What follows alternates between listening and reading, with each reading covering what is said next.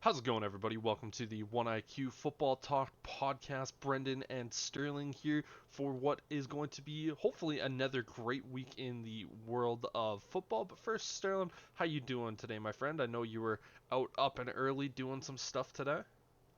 I'm doing all right. It's been a tough week to be a Steelers fan. Yes, it Yeah, has.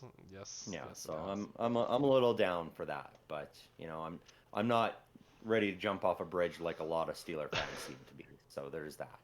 Yeah, luckily for you, on Thursday night you were at work and you didn't actually have to watch the game. I know you were listening to it, and Hmm. there was a few moments where you probably weren't listening to it, but we're not gonna delve into that because that was a fun story for me to listen to yesterday. Um, Yeah. but yeah, that Steelers game, the first half, pretty much every single play the offense ran, it was met with boos. And, Yep. like most of the time when an offense is struggling, I've seen it a lot with my Chicago Bears. You'll probably see the boos come once the punt team comes on, but never really after plays that are this way. But the Steelers, Trubisky, man, he just finds a way to get a lot of boos. And basically, after every single play in the third quarter, they looked like they had a little Hmm. bit more life. Going into the fourth, they looked like they were going to try to mount a comeback. And then it was just the Steelers offense with Mitchell Trubisky at the helm. And yeah, there's nothing that can really be said about that game. And, obviously, you and I were having our discussions about the over under that the betting odds put out there, where it was the lowest that it had been, I think, since like the mid 90s or something like that, where the over under was set at 30.5, Hmm. which is insane to think about, that two teams can't amount over 30 points in a game. And you're kind of looking at the bet makers going like, yeah, I feel like that would hit. And it ultimately went away in the first quarter, which sparked the discussion between us, which was, does it feel rigged? And I'm sitting back going, no. And I think maybe the bet makers definitely swayed it more in that favor of going like, oh yeah, it's these two really, really bad offensive teams, so we'll Hmm. put it really low just to kind of do that. And you know what? They weren't far off, to be honest with you. I think they were, what, 6 points off of the over under? That's almost what made it more suspicious was the fact that two teams that one can't score more than 10 points and the other one can't score more than like 13 or 14 points regularly. And in the first quarter, they managed to just blow it up and bust that over under and combine for 31 points. And then neither of them score again until late in the game. Neither of them could do anything after that. And it's like, okay, these are the teams we were expecting. What was going on early in the game? What was that bullshit all about? I think it So was just there more or was just a less. lot of people at work that were feeling that way, and a lot of people on the internet saying the same thing because there's been this narrative all season long about sports betting being so much more popular now and how it's starting to sway some of these games and some of the calls that are being made both by teams and by officials are a little suspicious at convenient times. That's the only issue. I don't think there's necessarily maybe any more suspicious calls by coaches or officials or this and that. I think it's just because of how popular the sports betting world is right now that more That's people are. very probable. Yeah, I think it's just more of that kind of.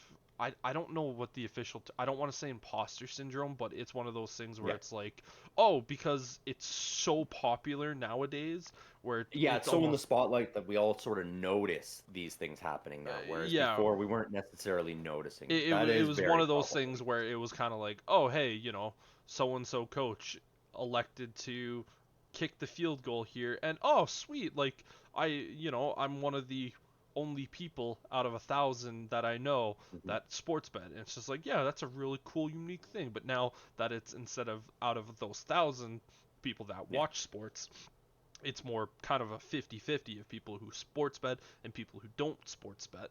And so I think it's just one of those things where it's a little bit more in the limelight and people are going, this Hmm. seems fishy. I would be interested to know and like go back and have someone like take a look at the numbers and go like this and that, because maybe there is something, maybe there isn't, but yeah, definitely was one of It's those beyond our games. expertise. Yeah, Yeah, we are not smart enough to sit down and look at yeah. those numbers. I I remember. just know I work with a lot of sports bettors, and they all know I'm a fan of the Steelers, so they knew I was listening to the game, and immediately, like all of them are coming up to me going, "What the fuck? Like, how is this happening? Like, you guys can't score at all. The Patriots can never score. You have one of the best defenses. How are you letting the Patriots score?" I was just like, I don't fucking know. Like, I and think with that all I game, could say was Trubisky's the quarterback now, and nobody on this team, nobody in this league has faith in Trubisky as a player. As a as a coach, like I would love to see him make the transition to a quarterbacks coach because I think he would be very good at that. He is good at recognizing what's going on in a game, moment to moment, play to play, series to series.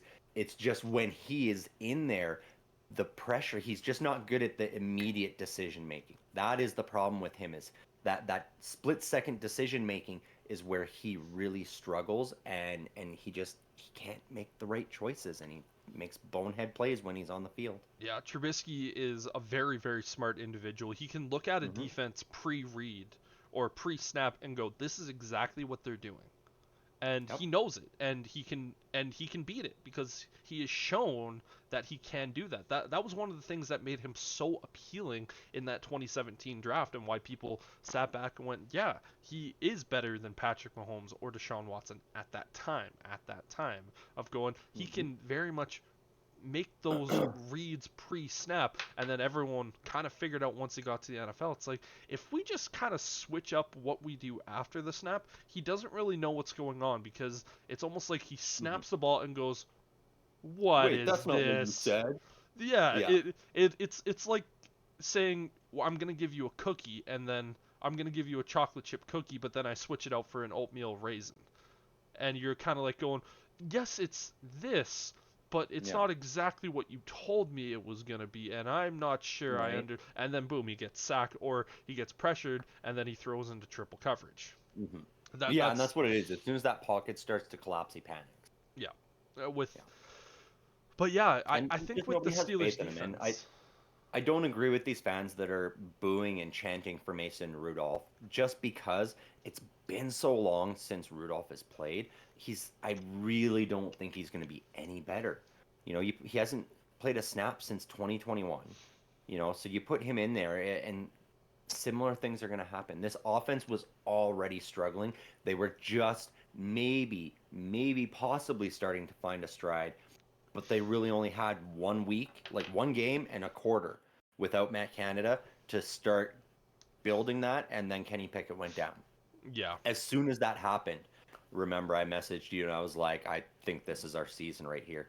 With him going down and a Landon Roberts in that same game in that same quarter, your play caller on offense, your play caller on defense, that game was over against the Cardinals before halftime, before all those delays began. And then I immediately started to question whether we'd even be able to beat the Patriots because Trubisky just doesn't have that spark and that fire to get this offense going, unfortunately, with how lackluster it's been and the fact that you really cannot change an offense in such a fundamental way this late in the season, unfortunately. yeah, and for someone who did watch the game, you can tell that the Steelers offensive players had no life in them. They were just kind of Yeah. going out there. They were like, okay, we're gonna go through the motions. It almost kind of felt like that new phrase, employers are using. It's like, oh, they're quiet quitting, where they're just coming in and doing the bare minimum. That's kind of what the Steelers offense felt like, and the defense was, doing Steelers defense things. I think in the first half of that game, Hmm. they were kind of shocked at what the Patriots were doing, and I think once they kind of had that adjustment going into the halftime and then coming out of halftime, it was like, okay, we know what you're doing now, and you're not going to do it anymore. And that's exactly what happened. It was just a Yeah, And it's not only that, but there's a big disparity between the veterans on this defense and the young guys because we have a lot of young guys playing right now simply due to injuries in that inside linebacker in the secondary. So there's a lot of youth there, and Minka Fitzpatrick said it best after the game. He said a lot of these guys are going out there and thinking they deserve to win the game just because they're wearing the black and gold, and that mentality has to change. Yeah. They need to start coming in and playing every rep, every practice, and putting everything on the line every time they're on that field because the wins don't just get handed to you because you're wearing the black and gold. You've got to earn them. Without a And doubt. something that needs to be said. And it was echoed by Cameron Hayward and TJ Watt as well. And so I think we got to see some of this youth, the Michael Walkers, the Joey Porter Juniors, as good as he's been playing, he still needs to really step in there. DeMonte Cassie, a lot of this youth needs to start playing with that Steelers chip instead of playing with the belief that they deserve to win because they're Steelers now. Like you guys haven't shown that you have this Steelers grit, and you need to start showing it. Yeah, and we'll talk about your Steelers probably a little bit more during Rant Street time, but we obviously that was the Thursday night game, so we always spend the Hmm. first little bit chatting about that. But this week, as you can clearly see on our ticker on the little bit of side, we have a couple of really big things that we're going to go through today. So for our game picks, we're probably going to go a little bit faster. I know we have 3 games that we typically will do our kind of little bit of a longer chat and breakdown, but we'll get to those once we get to those. So for game number 1, it is the Falcons and the Buccaneers taking on each other, and the Falcons sitting at minus 2.5. I have the Falcons over the Bucks, and I also have them with the spread as well. Yeah, this was my difficult one to pick for this week, which way it was going to go. But ultimately, I did land on the Falcons as well. I think they'll have a bounce back this week. Um, I do think the Buccaneers will be able to keep it close, though, and I think it'll likely be uh, they will be able to cover that spread. All right, and then going over to my Chicago Bears taking on the Detroit Lions. The Lions are currently favored at -3. I have the Lions over the Bears in this one, but I think the Chicago Bears are going to cover this game. I think they're going to keep it really, really close with the Lions yet again. Yeah, I agree completely. The Lions will win this one. They've been hot, and the Bears have been improving. I think Justin Fields will be able to keep you guys in this one. Hopefully, you can score some touchdowns this time because you're going to have to keep up. So, yeah, I do think the Bears will cover the spread here. We'll have a close game. Hopefully, not on a double doink finish. I, I You don't, knew I I was don't, going to I say don't, that. I don't need that. I didn't know you were gonna say it. I Yeah, didn't. I didn't. I always do. I always bring It's that. pain. It's nothing but It, pain. it's either that or praise Jordan Love. Last week was Ah. Jordan Love praise. This week it's double doink. Uh, you just take that knife, set it to 1,000 degrees, and you just keep jabbing away. I need some.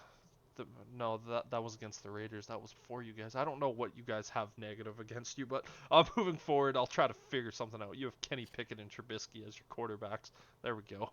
Yeah. Um, Colts and the Cincinnati Bengals, with the Cincinnati Bengals with -2 point favorites in this one. I actually have the Colts winning this game, which Yeah. automatically means that I'm choosing them on the spread as well. I think Jake Browning kind of shocked the Jags a little bit last week, but the Colts have been a fairly decent team this year. And you know what? I think they're going to ultimately beat the Bengals.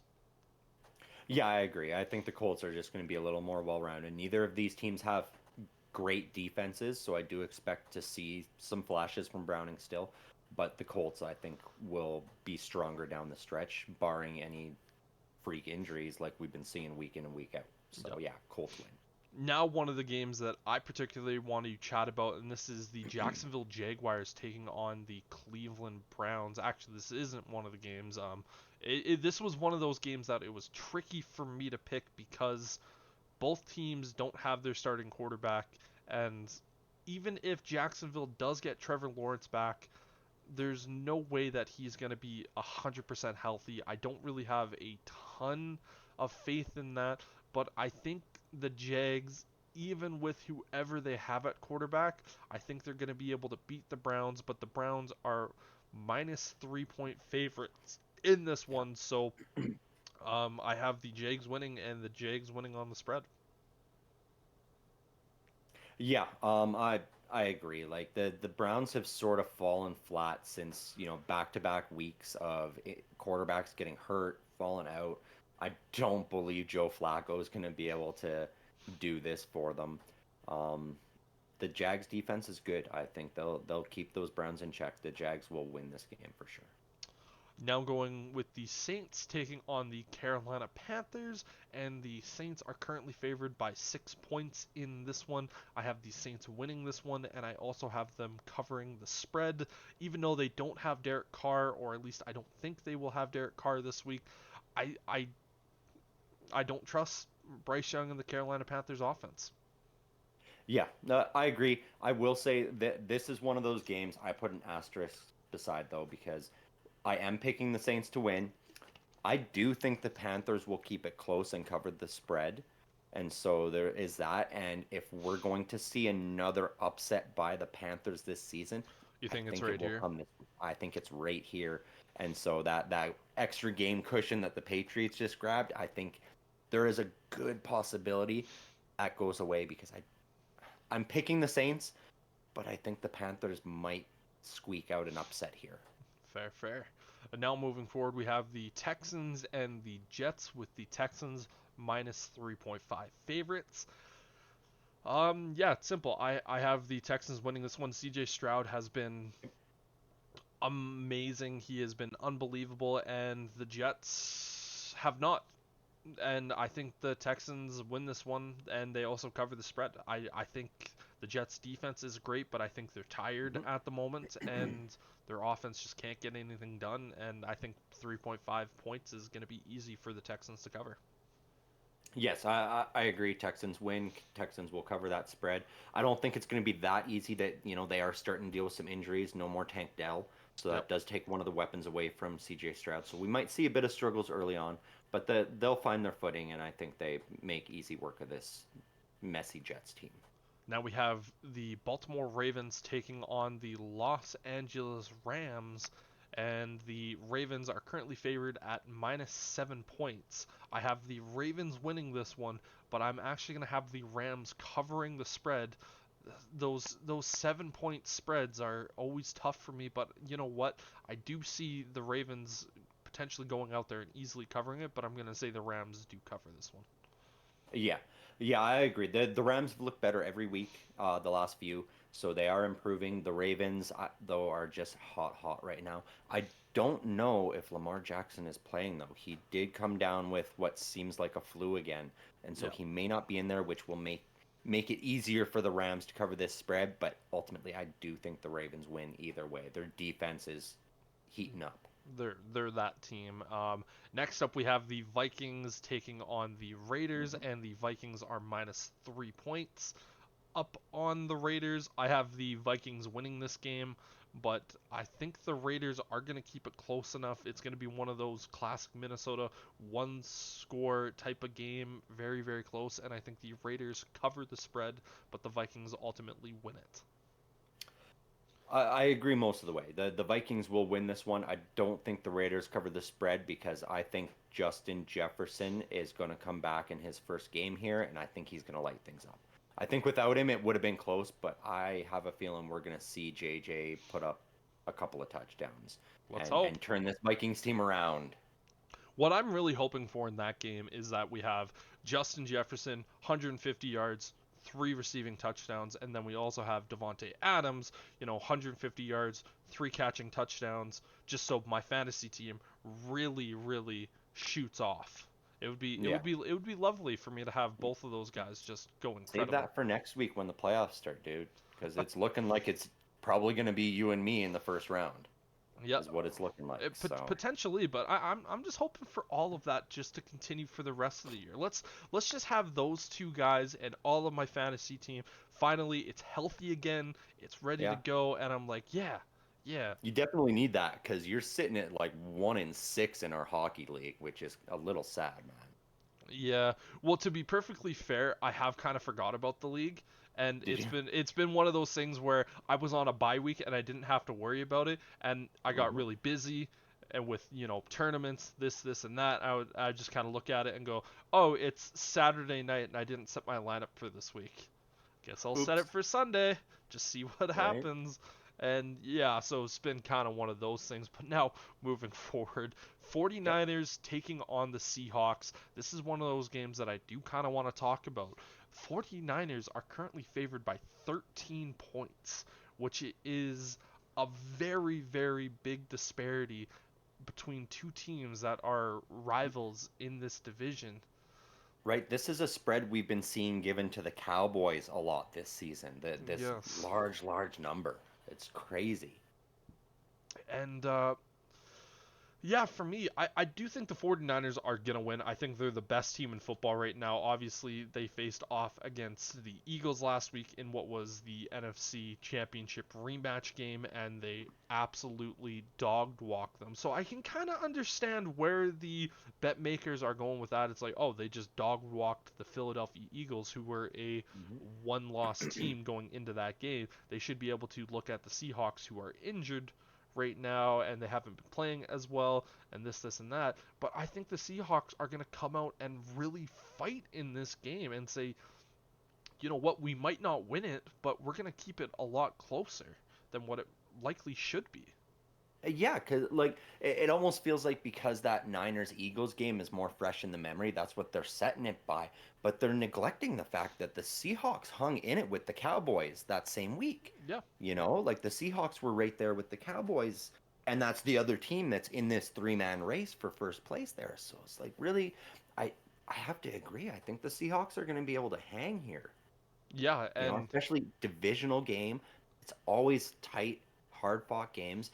Is it in Seattle or San Francisco? Do uh you happen to know? I do not remember here at the moment. We'll have to take a look at that, but yeah, I'll take a quick like peek. both of these teams, whenever like we need to remember that this is a divisional game. We have a Seahawks team who is having a down year from what they expected, but whether it's in Seattle or in San Francisco, both of these two teams, it's what, a 2 hour flight for either of them. That's not a really tricky time difference at all. No, it wasn't so much for that. It was more for the 12th man with Seattle. Those home Yes. games can get rowdy, but it is in San Francisco. Yeah. But I still think the Seahawks are going to go out there and really get after it and make this one tough. Yeah. But I have 49ers winning this one, but I have Seahawks on the spread. Yeah. Yeah, I agree. 49ers will win. Seahawks will cover though. I mean, DK Metcalf went off last week. He was Against, keeping pace with CD Lamb and those and Dak Prescott and the Cowboys. Like he was a beast. And that secondary for the Niners outside of Ward isn't top of the line. yeah, Every other part of their defense is tops. yes, But I've been saying it week in and week out with this 49ers team. If they are healthy, they they are are the our Super best. Bowl champions this year. Yeah. Hands down. I don't see any team in either conference that can beat this team if they are 100% healthy. The caveat is they lose one of those star guys and this team falls off the planet. Without a doubt. And Yeah. yeah, now moving forward to another really really good game where we have the Chiefs and the Bills taking on each other, where the Kansas City Chiefs are currently favored by -1 point, and that is gonna be a game to say the least. These two teams, whenever they get after each other, are very very tough opponents against each other. I do have the Chiefs winning this one, and I do have them covering the spread because obviously you can't have a point 0.5 situation. So if they win, they're going to either win by a point or more. So I do Hmm. have them winning and covering the spread. Yeah, the Bills have just been too inconsistent. The Chiefs got shocked last week by the Packers, who, Jordan Love arguably outplayed Patrick Mahomes, which was so bizarre to see. I didn't think I'd be saying that, I but don't like it. I think the Chiefs will bounce back because of that. That they have every game this season. When they have a bad game, they tend to bounce back. They're at home, and I think that's what we see this week. It will be close, but the Bills are not going to keep it 1 point or fewer close. It's not going to be that way. So the Chiefs will win this one and cover that spread. Yeah, and I think this rivalry between Patrick Mahomes and Josh Allen, it's just going to be another one to just kind of tick on, be like, this is a classic game, but both of these two teams have kind of been down this year on what their normal expectations have been, especially the Buffalo Bills, and I Mm-hmm. think we're going to see kind of one of those prime matchups, and I'm a little bit surprised that this wasn't the primetime game for Sunday Night Football. I mean, when you look at what we have for prime time, though, arguably that is a more pivotal game. So I will give the league that. They do have the right game in that slot this week. And I mean, I'm still surprised and disappointed in that Chiefs team at the trade deadline that they did not go out and get themselves a marquee wide receiver. That is what is missing from this team, Mm-hmm. is a number one wide receiver. They didn't even necessarily need to go out and get a team's number one wide receiver. They just needed someone who can go out there and be consistent, like a solid Mhm. number two. A solid number two wide receiver around the league. You're probably not going to have to pay as much, but yeah, Mhm. no, I fully agree with you that it was shocking, and we've really seen it pretty much ever since the trade deadline, where it's like, okay, the Chiefs really have nothing at the wide receiver spot. Rasheen Rice, he is okay, The- but most They've teams he would got be their number solid three. twos and threes, but they don't have anybody that really fills that number one role properly. I think their top guy, which is Rice right now, is probably the best case a number three on most teams in the NFL, which is Hmm. fine because he's a rookie. But when that's kind of your number one guy right now, it's not good enough. You need to have No. someone at least go out there and can be one of those guys where defenses go, okay, we have to account for this guy. And Yeah. most teams are like, if we can stop Kelsey, everyone else on that Chiefs offense is just going to drop the ball. Yep. We can almost let them run by us, and Mahomes is going to hit them, but he's going to hit them in the hands, and it's going to be on the ground. And it's like we can put six guys on Travis Kelce and be like, no, you do not get this one. You are not Well, catching ball. they've got a little more than Kelsey. Pacheco has been going off as well. So I mean, Yes. you got to take, but you take those two guys out, and that's it. What do they have? Exactly. Exactly. And that's just it. So I mean, you can easily throw a double cover on Kelsey and a good spy that can keep up with Pacheco, Hmm. and you've got a solid shot to win that game. Without a doubt. But now moving forward, we have the Broncos taking on the Chargers, and the Chargers, which I think is a little bit shocking, they are favored to win this one at minus 2.5. Um, Granted, they got the win over the Patriots last week. What I think it was 6-0 that win was, Yep. which is you're just kind of sitting back going like, you were supposed to dominate and absolutely blow this team out of the water, and you amassed 6 points. And now the Broncos have been a team that has been a lot better than what they started out with. I think the Broncos win this game, and Hmm. they easily cover the spread. Like Yeah. if you would have said to me that the Broncos were favored at minus 2.5, I would have been like, okay, yeah, I'm taking the Broncos to win that game and to cover that spread. But the fact that the Chargers are minus 2.5, the Chargers don't have a home field advantage, whether or Right. not they are at home or not. To me, And that they that are was at a home. It is in LA. yeah, which I Yeah. still sit back and go, that's not a home field advantage. No, and as we discussed, Sean Payton's turned this Broncos team around. They started 1-5. They've gone 5-1 since. Yes. And with that sad display last week against that Patriots team, only being able to put up 2 field goals, like that's unfortunate. I hope this is a little more of a shootout. I'm hoping we can see a little more of that Justin Herbert, Keenan Allen, Austin Eckler going off. But I do think the Broncos will be able to outstride that, and Broncos come away with the win. Yeah. Now moving over to one of the games of the week where we have the Eagles taking on the Cowboys, and another little bit of a shocker here in the favorites for this. The Cowboys are minus 3.5 point favorites in this game, and yes, the Eagles did just lose a really, really bad one against a Hmm. top team, but the Cowboys they haven't beat a team with a winning record. The only team that they have beat, the best record that the Cowboys have beaten is a team with 4 wins.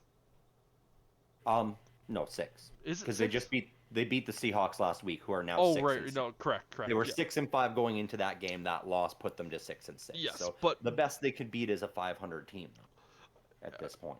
which, and again, they almost didn't beat that team. So now imagine going up against a team that is probably pretty pissed off with their performance, going, we got dummied. And Hmm. to me, I look at it and go, there's no way that the Cowboys win this game. Dak Prescott has been playing at an MVP like level, which I'll talk a little bit more about later when we talk about our awards, but he's been playing at a very, very good level this season. And I just don't think the Cowboys are ultimately going to be able to win this game. They haven't beat anybody impressive. Yeah.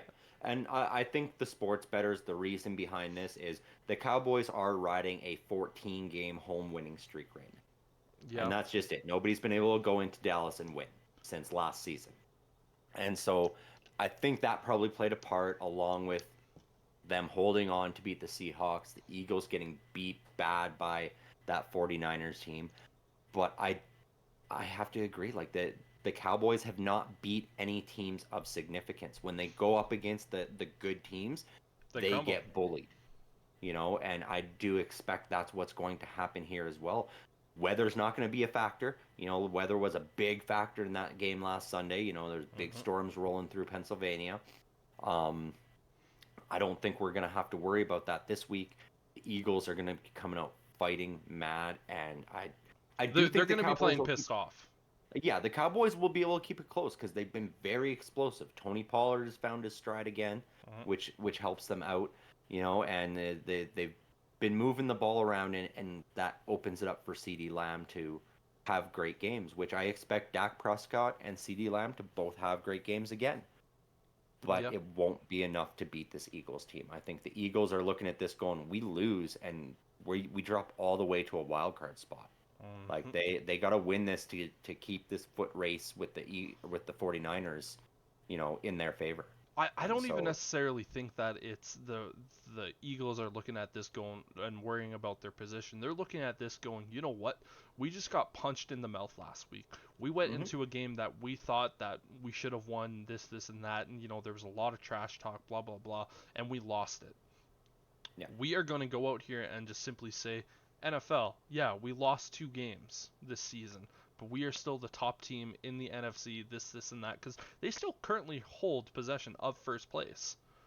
in the And league, yeah, yeah, and so, oh yeah, but I think they're just going to absolutely dog walk the Cowboys.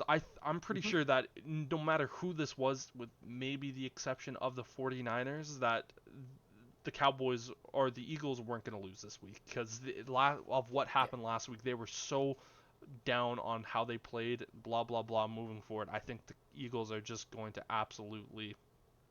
I think it's going to be closer than necessarily an absolute dog walking, but I think they're going to oh win yeah. this game comfortably. Yeah, yeah, I think it's going to be close. It's going to be a hard-fought game, a tough NFC battle, but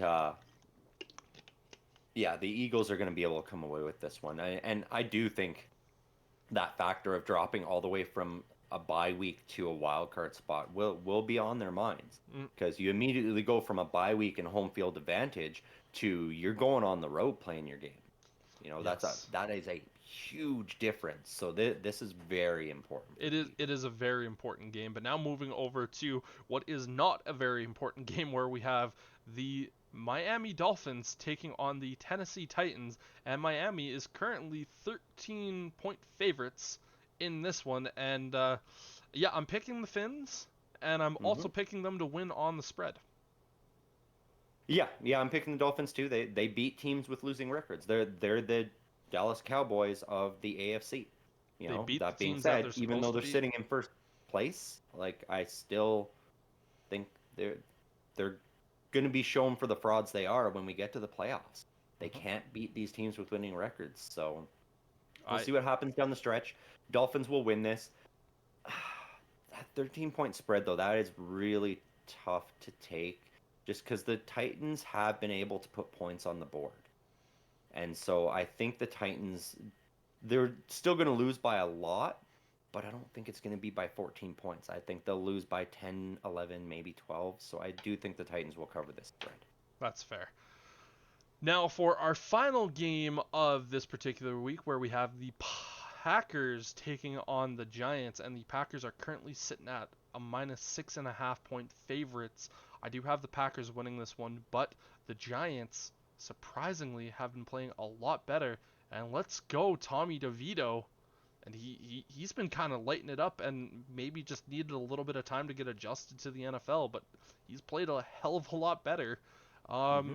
So I'm actually going to take the Giants to cover the spread in this one. I think they're going to keep it closer than what the Packers are going to want, and I'm hoping that the Giants defense exposes the fraud that Jordan Love is. Yeah. I have to say that as a Bears fan. I have to. I can't give No, him. that's fair. You gotta hope, man, because I mean, the last 3 weeks he's been looking better and better, which is scary to think. It's starting to make me mad because it's like, no, screw you guys. You guys don't get 3 in a row. I haven't even had 2 in a row of Hall of Fame quarterbacks yet. So let me have my second in a row Hall of Fame quarterback, and then the Packers can have another one. You're getting upset. You're getting Hmm? upset about this. Right? I, Fuck I don't. you. Right? Yeah, I can't imagine how you feel. But I agree. Packers win, but I think they win a little more easily. The Giants, sure, they've played better here and there, but it's been against teams that aren't great to begin with. This Packers team is showing that they've improved and they're a little bit better. So I don't think the Giants will cover this spread. I think Packers win, and they probably win by a touchdown or more. Fair. So now moving into our top five and bottom five picks. As per usual, Sterling, I'll let you start us off. Well, there's been a bit of a shakeup, obviously, because we had my top two teams playing last week, and one won, one lost, so we got a shift around. I'm just gonna take a quick look, see what mine were last week. Yeah, so I mean, I've got a couple of changes because a couple of my top five did lose last week. I've got sitting at number five this week, the Miami Dolphins. They're first place in the AFC right now, and so you kind of can't leave them out of the top five. Sitting at number four, I have the Detroit Lions, who have moved up, and then my three, two, and one are the same teams, just a little bit shuffled. Sitting at three, I have the Eagles. Number two is the Baltimore Ravens, and number one is that San Francisco 49ers team, because as I've said week in and week out, I think they're our Super Bowl champions this year unless they suffer some injuries. Yeah, yeah. So for me, at pick number five, I have the Lions.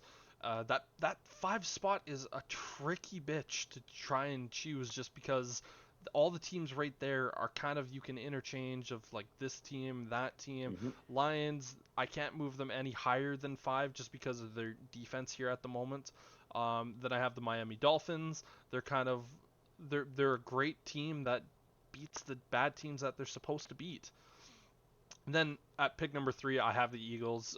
You can't really move them lower than that. Then I have Ravens and 49ers. So pretty much the exact same top five we have, except that four and five are flip flop for us. Yeah, Yeah. and I feel both of Yeah, us after could. that loss to the Packers, I had to drop the Chiefs out. Yeah, After, losing to the Joe Burrowless Bengals and losing Trevor Lawrence in the process, the Jaguars had to drop out of my top five as well. yeah, yeah. What it is. I didn't even have the Jags in my top five last week, anyways. Yeah. But yeah, now moving over to your bottom five, good sir. My bottom five, I just looked, and surprisingly, I didn't look before picking my bottom five. My bottom five are the exact same as last week. I've got Commanders sitting at 28, Cardinals 29, the Giants at 30th, the Patriots at 31st. Even though they managed to beat the Steelers on Thursday, they are still a trash team. And then the Carolina Panthers, who are and have been all season the worst team in this league. Without a doubt. And I didn't even change anything in my bottom five as well. Again, 28 Giants, 29 Commanders, 30th Cards, 31st Pats, and then 32nd the Carolina Panthers. So those are kind of our game picks and top picks. But now we're kind of a little bit past the midway point of the season. I wish we kind of did a mid-season type of thing, but it's as good of time as ever to kind of give our kind of, I guess, in-season awards. And obviously we're going to go over the MVP, the offensive player, and the defensive player of the year, and then also the offensive rookie and the defensive rookie. I didn't include head coach or comeback player of the year just because it's kind of one of those things where it's a little bit harder to pick that here at the moment, and a little bit less fun. But so I think we should start out with our rookies of the year, and the one that kind Yeah. of gave both of us, we were kind of looking at it going like, okay, which is our defensive rookie of the year. So this one, you kind of, the top three guys have realistically been the exact same three guys that started out the year. It was Devin Witherspoon, Will Anderson Jr., and Jalen Carter were the favorites at the start of the year, and they Hmm. are still the favorites, all three. And honestly, you can interchange all three at this point. For me, my list, I have Jalen Carter at number three. Reason being is he's doing the things that we all expected him to do, but he's doing it on a absolutely stacked defensive line, so he's not necessarily being pushed or necessarily looked at as like, okay, we need to guarantee to stop this guy.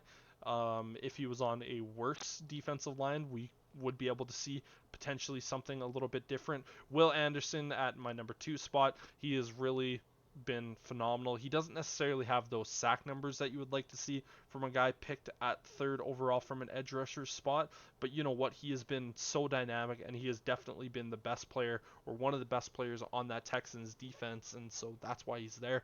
And Devin Witherspoon, man, he has played so well for the Seahawks team this year that it's hard for me not to have him as my defensive rookie of the year. He has just gone in there and he's playing a lot of the nickel role for them, and he's just been unbelievable. So right now he is my defensive rookie of the year. Yeah, that's good. And I mean, I sort of had Jalen Carter fall off a little bit for me. Maybe it's because he's playing on that better team, but his lines just weren't as good for me, and so he is my de facto number three. Like he's not even interchangeable in that 1-2. And then yeah, Devin Witherspoon and Will Anderson Jr. were a little more interchangeable. I've got Devin Witherspoon at my two spot though, just because he's got a little bit more supporting cast around him, which has been helping him out. As you said, Will Anderson Jr. is playing on this defense, and he's kind of like the star of the defense as a rookie as well. And I think that's what's really hurting his sack numbers. If we can get somebody else on that D line with him that's helping to pull some of that pressure off him, I Which think is we see funny his. because Greenlaw opposite him has 10 sacks this year. Yeah, But but I I know just what you mean though. Yeah. yeah, it doesn't feel like there's enough pieces in that Houston team yet for him to really go off. And it's not often we see a rookie edge rusher that ends up with like 15 or more sacks. That's tough to do. Yeah, the There's record I a think is like 14 for a rookie.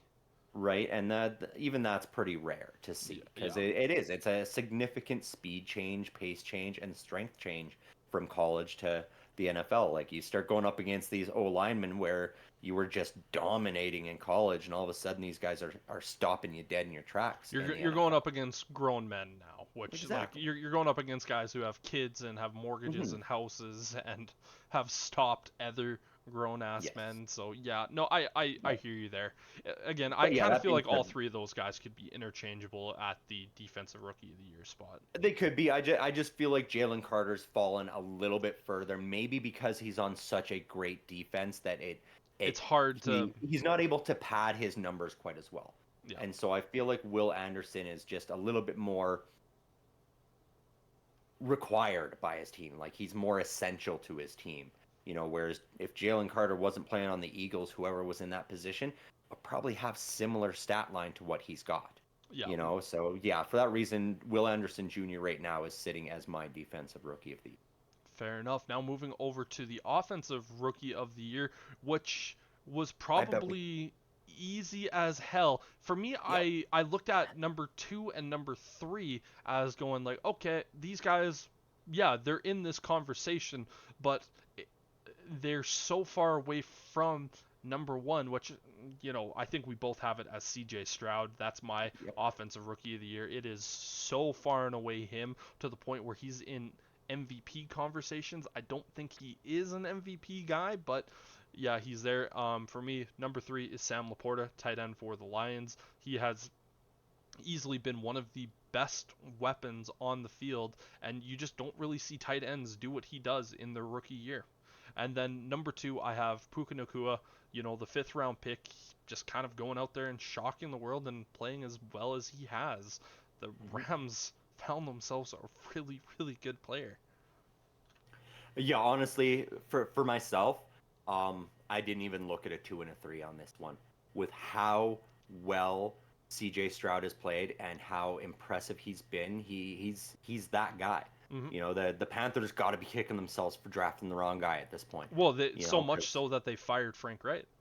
right? And I mean, we're looking at this Texans team, and for myself at least, I'm like, they picked 2 and 3, and those guys for me are sitting as their defensive rookie of the year and offensive rookie of the year, which has got to get you a little wet, because you could be looking at doing the same thing this year with any luck.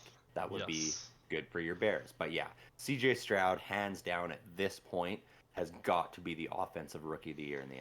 Yeah, I almost did the exact same thing that you did, of where I almost didn't put a 2 and a 3, but I was like, you know what? Just to say at least these guys are going to be considered, because I think they Mhm. are. I think there's going to be some people that go out and go, you know what? Like Sam Laporta is doing something that tight ends don't do in their rookie year. Mhm. And then Puka Nakua, you're going to go, well, he was a 5th round pick that no one even expected to do anything, and now he's outpacing Cooper Kupp and do this, and that. And then everyone's going to go, but CJ Stroud, and it's going to be, yep, unanimous decision.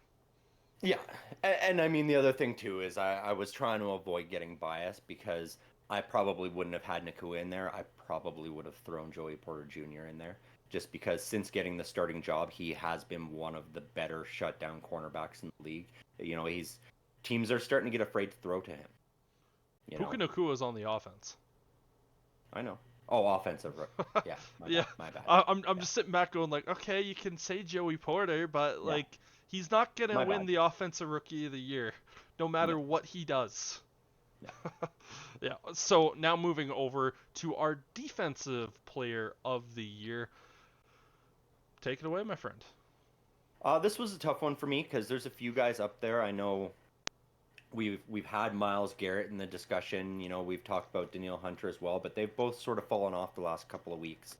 And so right now I've got sitting at my third spot, a phenomenal corner who's been lighting it up. Got 6 return touchdowns, Deron Bland for the Dallas Cowboys. He's been doing some phenomenal things this year. But you don't see too many secondary players end up with that defensive player of the year, so I don't know if that's going to get there. And then the surprising one for me that I have sitting at number 2 is Khalil Mack, who's had sort of a resurgence this year. He's racking up the sacks. He's stepped in with Bosa being hurt now, and doing more. He's been doing a good job. But ultimately, for me, it still lands on the guy who's got the best stats out of all these edge rushers and defensive players, and it's TJ Watt. He's stayed healthy this year, and he's shown when he's healthy, he he dominates this league. He's the best defensive player on the planet, and it's hard for me to pick somebody other than him as defensive player of the year, even with how poorly the Steelers team has been playing lately. Yeah, so for me, I have all three of the same guys in that conversation, but I have it flipped. For me, TJ Watt is my number 3, and I was saying to you before the podcast that I was looking at it going like I almost didn't put TJ Watt in this category. He's been great this year. Has he been Hmm. defensive player of the year in my book? No. This year has kind of been a little bit of a weird year for defensive players of the year. He's doing exactly what he does, which is go out there, be an absolute threat. But for me, I'm sitting back going like, you know what? Khalil Mack is pretty much doing the exact same things here at the moment, and he has more numbers at the sack position. He had an absolute unbelievable game where he had 5 sacks in one of them, which, it is an impressive feat onto itself. But for me, Deron Bland, it's a tough year for the defensive players of who's exactly going to be, and the only reason that I have him winning the defensive player of the year award is because he has those 5 return touchdowns, and you just don't see that. And obviously he set a record for that, and there's been times where he's been Swiss cheese, but that is so impressive from the defensive standpoint. I can't ignore it. And to just go, you know what, he has put up 5 touchdowns as a defensive player and been really, really well. And he's taken the ball away 8 times. So, it's more likely than not, if he intercepts the ball, he's likely to take it back for a touchdown than he is not to. So, for Yeah, me, the only reason I didn't have him in that one spot is that Swiss cheese comment you made, because that's just if he doesn't come away with that ball, then there's a good chance that the receiver's catching it and going all the way himself. And yeah, so that is a bit of a problem. and I know, and that's one of the reasons why it's a little bit of a trickier situation for me. But I also look at it and go, it is so impressive what he's doing this season alone. Where you look at Khalil Mack and go, okay, he has the 15 sacks. You look at T.J. Watt, I think he's at what, 13, 14. He's only 14. one behind. Yeah. And you're looking at that going like, oh, these are all really good years for these guys, but they're Mhm. not breaking records, they're not being historic. And it's kind of one of those things you're like, man, like, I know it's recency bias, but that's what this award is every single year. It's what are you doing for me recently, and that's why I have Deron Bland as my defensive player of the year. So now please take it away for our offensive players of the year.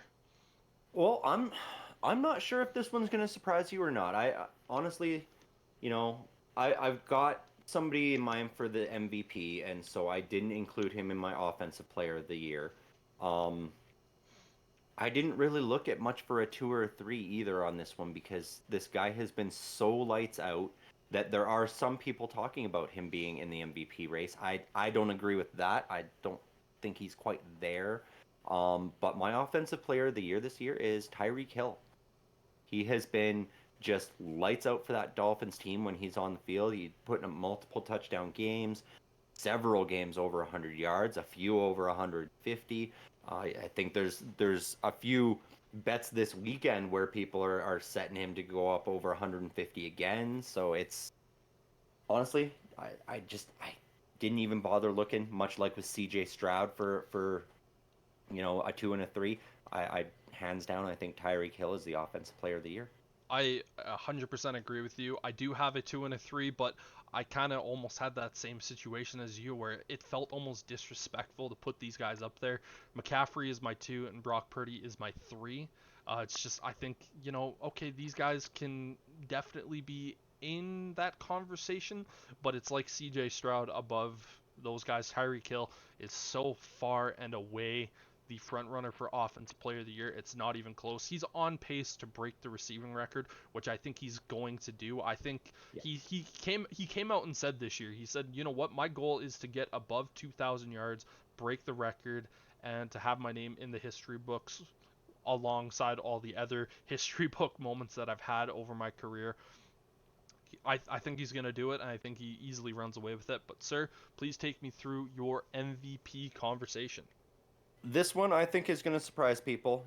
There's been a lot of talk about Dak Prescott being the MVP. I've been very vocal in past weeks about how I disagree with that. Yes, he's put up great numbers, but I don't think he's the MVP. There's been talk of Jalen Hurts, there's been talk of Brock Purdy, but honestly, I'm going with a guy who he's consistently been putting up points, putting up numbers, and almost single-handedly been winning games for his team.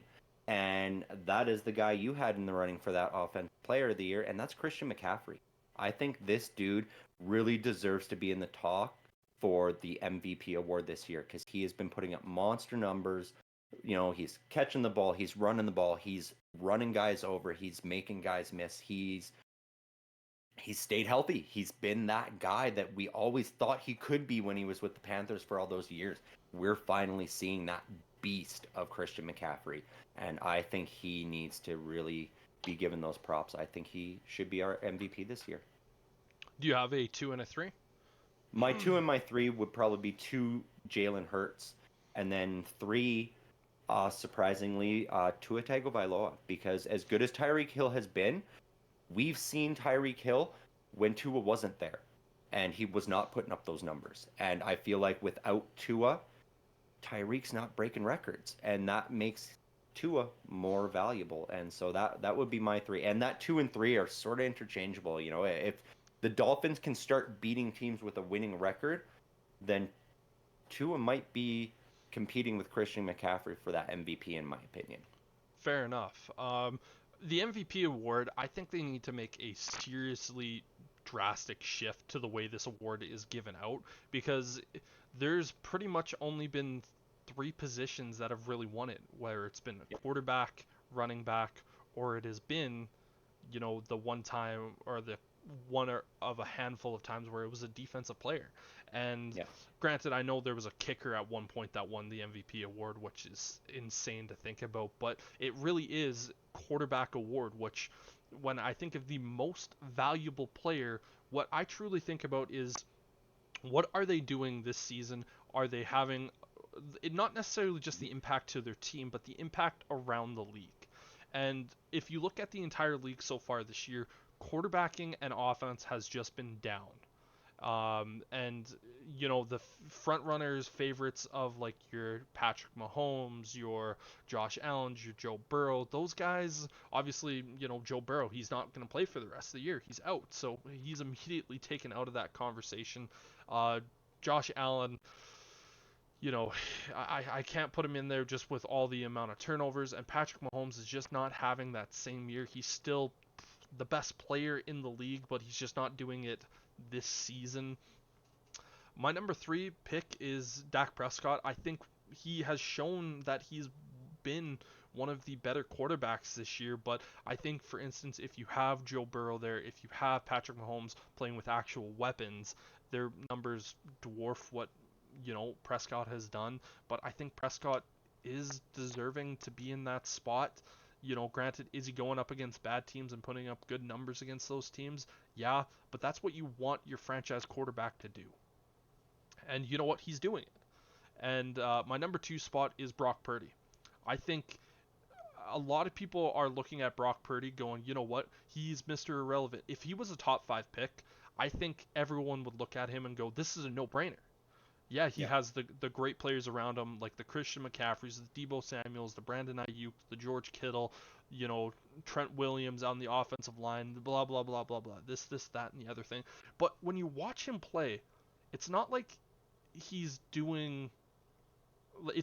not making special plays. Like, you're going out there and he's showing these MVP level moments. But with that being said, Tyreek Hill is without a doubt the MVP this season. He has to be. If he gets above those 2,000 yards and he breaks Calvin Johnson's record, he hasn't been stopped by anyone. And I think he's ultimately making Tua better just because of how good he has been. And I think, granted, those two guys need to be able to play in a conducive unit together, and they have been, and that's why their numbers are so good. But Tyreek Hill, he had a goal this year. Go out there, break the record. He's on pace to do it. He's on pace to shatter it. And I think if he does, I can't look at that and go, you know what? He's not only the offensive player of the year, he deserves to win MVP because he's one of the most valuable players, because no one can do anything to stop him. And he's just walking around saying, you know what? If I want to put up 150 yards today, I'm going to put up 150 yards. If I'm going to break 2,000 yards and something no one has ever done, I got to give it to him. And if I had a vote, I would give it to Tyreek Hill. That's fair. I wonder if Justin Jefferson had stayed healthy, if he would be keeping pace with Tyreek Hill. And that would dilute that a little bit, I think. Again, it would be one of those very interesting conversations, but... Well, and it's very much a what if, because as we discussed a few weeks ago when Joe Burrow got hurt, we were like, well, shit, that throws a wrench in the MVP talks, because up to that point we were like, Joe Burrow's MVP this season. Hmm. Especially if they keep winning games and he takes him to the Super Bowl, MVP hands down. With him Without a doubt. out, but that goes to show why he's the MVP, because with him out, we write the Bengals off completely, Hmm. and that's what it should be. It's with a team, if they lose that guy, you immediately start thinking this is no longer a Super Bowl favorite. Yeah. And Tyreek Hill is that guy. If you lose Tyreek Hill, yeah, sure, the Miami offense is still probably going to be pretty good, but they're not going to But they're be. not going to win a playoff game. They're yeah, yeah. Yeah. And that was ultimately my decision making with Christian McCaffrey as well. I was like, McCaffrey, he's been doing it all. And if he gets hurt, I don't think this 49ers team has a deep playoff run because of it. Which is very, very fair. And you know what? I'm kind of ashamed that I didn't think of Christian McCaffrey that way as well. But yeah, those are our in-season awards. Now going over to something that is personally something that I always like to do. I typically do once kind of early season, once mid-season. Haven't done that this year, just mostly because of other external factors. But it's my mock draft time and going in, so it's a first round mock draft as we switch over our camera. But a few housekeeping notes that I do want to go over and talk about. Going into this, I do have trades, and this is what I would do if the NFL draft was today. I went into the minds of all the general managers of what I would see them doing at their current pick at that current time. And with this, as you can currently see on the screen still, and you can't just because I haven't shared it with you, but I have the Chicago Bears trading back with the Arizona Cardinals. The Cardinals, who currently hold the third overall pick, they see the Patriots above them. Patriots were also trying to trade up for that pick, and the Cardinals said, you know what? We're going to trade picks 3, 18, 35, 67, and a first round pick in 2025 so that we can move up and select Caleb Williams. Now, that also creates a little bit of a hiccup elsewhere. What do they do with Kyler Murray? And so Kyler Murray is going to have to be traded.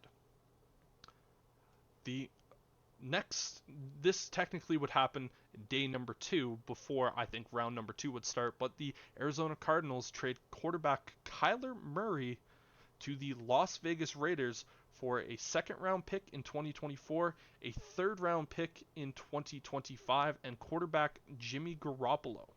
So the Raiders get their young quarterback of the future, and they also offload a quarterback who's kind of done nothing, and that allows the Cardinals to have a veteran guy there to kind of help Caleb Williams. They might start Caleb Williams, or they might start Jimmy Garoppolo over Caleb Williams just to allow Caleb to get a little bit more comfortable. But those are the trades that I have, and obviously ended up spoiling that first overall pick. The Arizona Cardinals, they take Caleb Williams.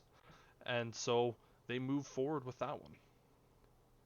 And so for you, Yeah. I'll probably just stop I mean, after each pick and let you kind of yeah. go. Yeah. That I do agree with the Bears making that move. I've said it several times. I think that's the wisest move for the Chicago Bears at this juncture, is to move down 1 or 2 spots only in order to beef up how many picks they've got. As I've said to you, I fully expect it to be the Patriots as opposed to the Cardinals, but the Cardinals was an interesting surprise. That makes sense, and they're trading Murray away somewhere that's not necessarily going to affect them over to the AFC, not a division rival. So yeah, no, that checks out.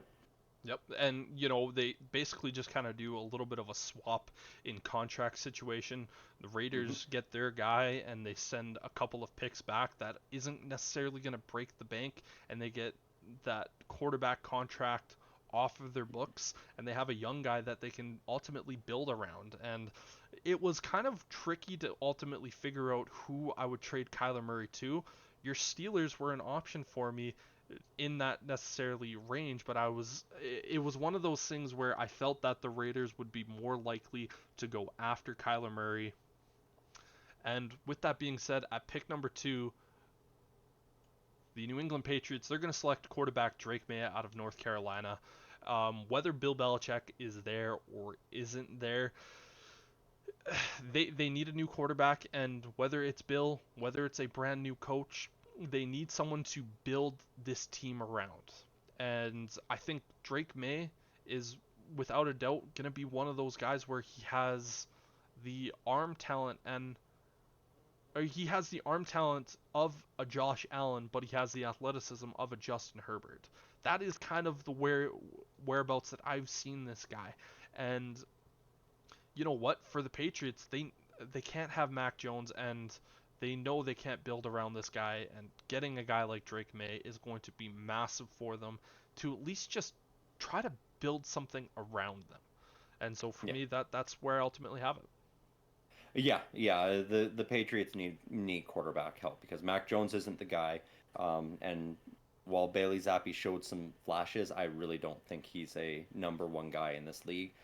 He will be a serviceable backup for whoever they draft, so Mm-hmm. that is interesting. Now, do you have Mac Jones being traded anywhere, or do you have them just completely cutting him? it, I'm not exactly sure what the situation would be in New Okay. England with that, is just because Yeah. I don't think any team more or less would realistically feel like they would want to go out there and try to trade for Mac Jones just Okay. because if Billy Zappi is coming in as a fourth round pick the year prior to and kind of stealing that job, I think most teams would probably be, if we want to go after a Mac Jones, we'll realistically wait for him to come into the free agency. I think he'd Yeah. probably ultimately stay on the team. He might request a trade.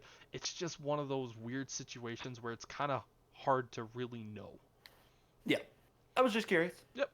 So now moving to the third overall pick, which was ultimately traded from the Cardinals to the Chicago Bears, I have them selecting Marvin Harrison Jr., the best player in this draft class by far and away. And this kind of goes back to ultimately why the Chicago Bears ended up trading that pick, is that Justin Fields, I've said it before that I feel like Justin Fields, if he goes to a different coaching staff and a different team, there's a chance that he's gonna be really good. And I sit back and I go, well, if the Bears get a new coaching staff, for instance, like a Ben Johnson, who has an offensive mind, who's going to be able to go out there and put Fields in good positions, why can't it be with the Chicago Bears? DJ Moore has already come out and said, I want Justin Fields to still be the quarterback of this team. There's guys on that roster saying there's no reason he shouldn't be. And I think Hmm. that team knows that if they get a new play caller and just kind of bring in that new identity on offense, that they are going to be scary. And if you add Marvin Harrison Jr. alongside DJ Moore has already proven this year that he is a top 5 wide receiver in this league. He has significantly less catches. The second that he has the ball in his hands, good luck. Hmm. And those two have created amazing chemistry. And the sad thing is that Marvin Harrison Jr. coming in, he is now DJ Moore is now wide receiver too. That is what we're talking about. That is how good Marvin Harrison Jr. is. In a recent article that I posted, I said Marvin Harrison Jr. or coming into the NFL, there's no perfect prospects, but Marvin Harrison Jr. is making a case to say, I don't know, I'm here. And yeah, for me, you add Marvin Harrison Jr. to that team, there is happy trouser accidents happening for all Chicago Bears fans. Yeah, no, that's the exact pick I expect the Bears to make, whether it's at the two spot, the three spot, the four spot, wherever they end up landing. You can't take him number one overall, unfortunately. I feel like that would be a bit of a bonehead move, and then you run the risk of, what if we drop too far down and miss him? So I do think it's got to be that two or three spot, depending on which teams those are. But yes, Marvin Harrison Jr. He needs to be a Chicago Bear because the tandem of him and DJ Moore with Justin Fields there is just too good to pass up. Yep, without a doubt. Now we have the Washington Commanders, and get ready for a mouthful of a name, but I have them selecting tackle Alu Fashanu tackle out of Penn State.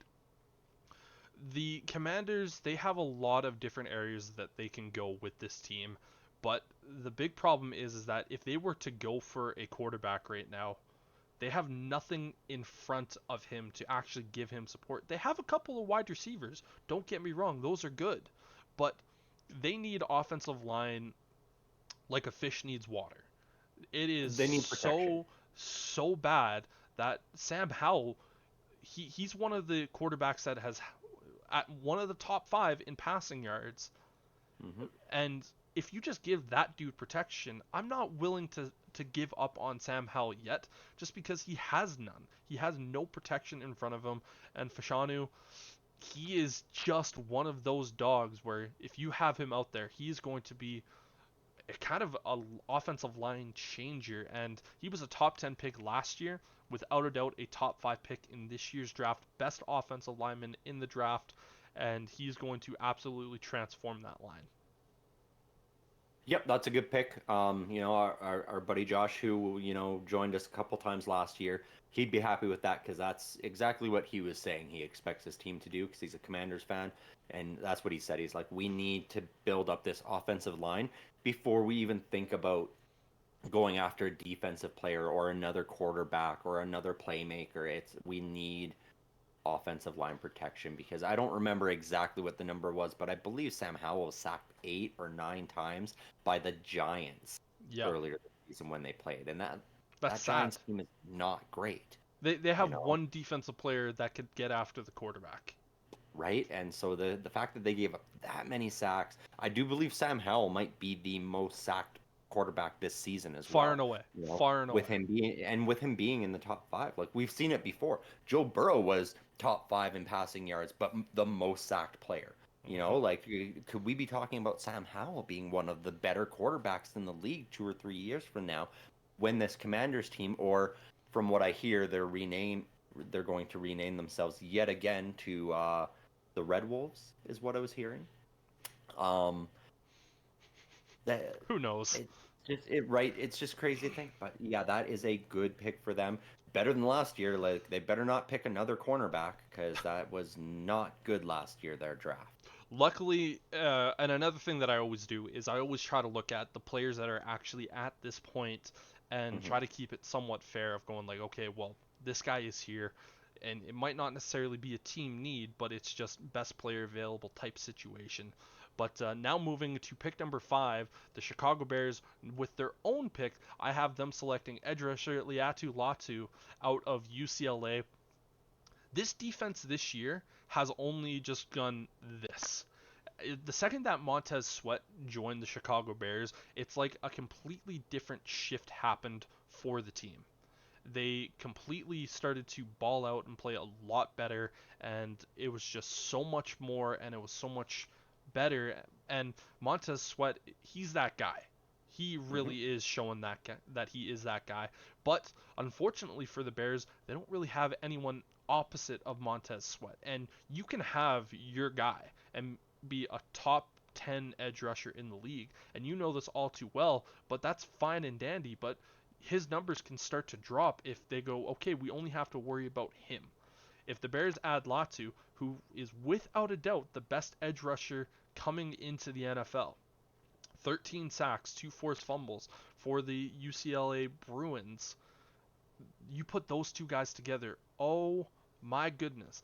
I know there is medical concerns with Latu when he had to medically retire in 2020 due to his neck injury, but ever since he's come back in 2022, he has been healthy, he has been good, he has had no issues, and I don't see an issue with that moving forward. And those two guys paired up together, oh my god, I'm getting very, very happy thoughts.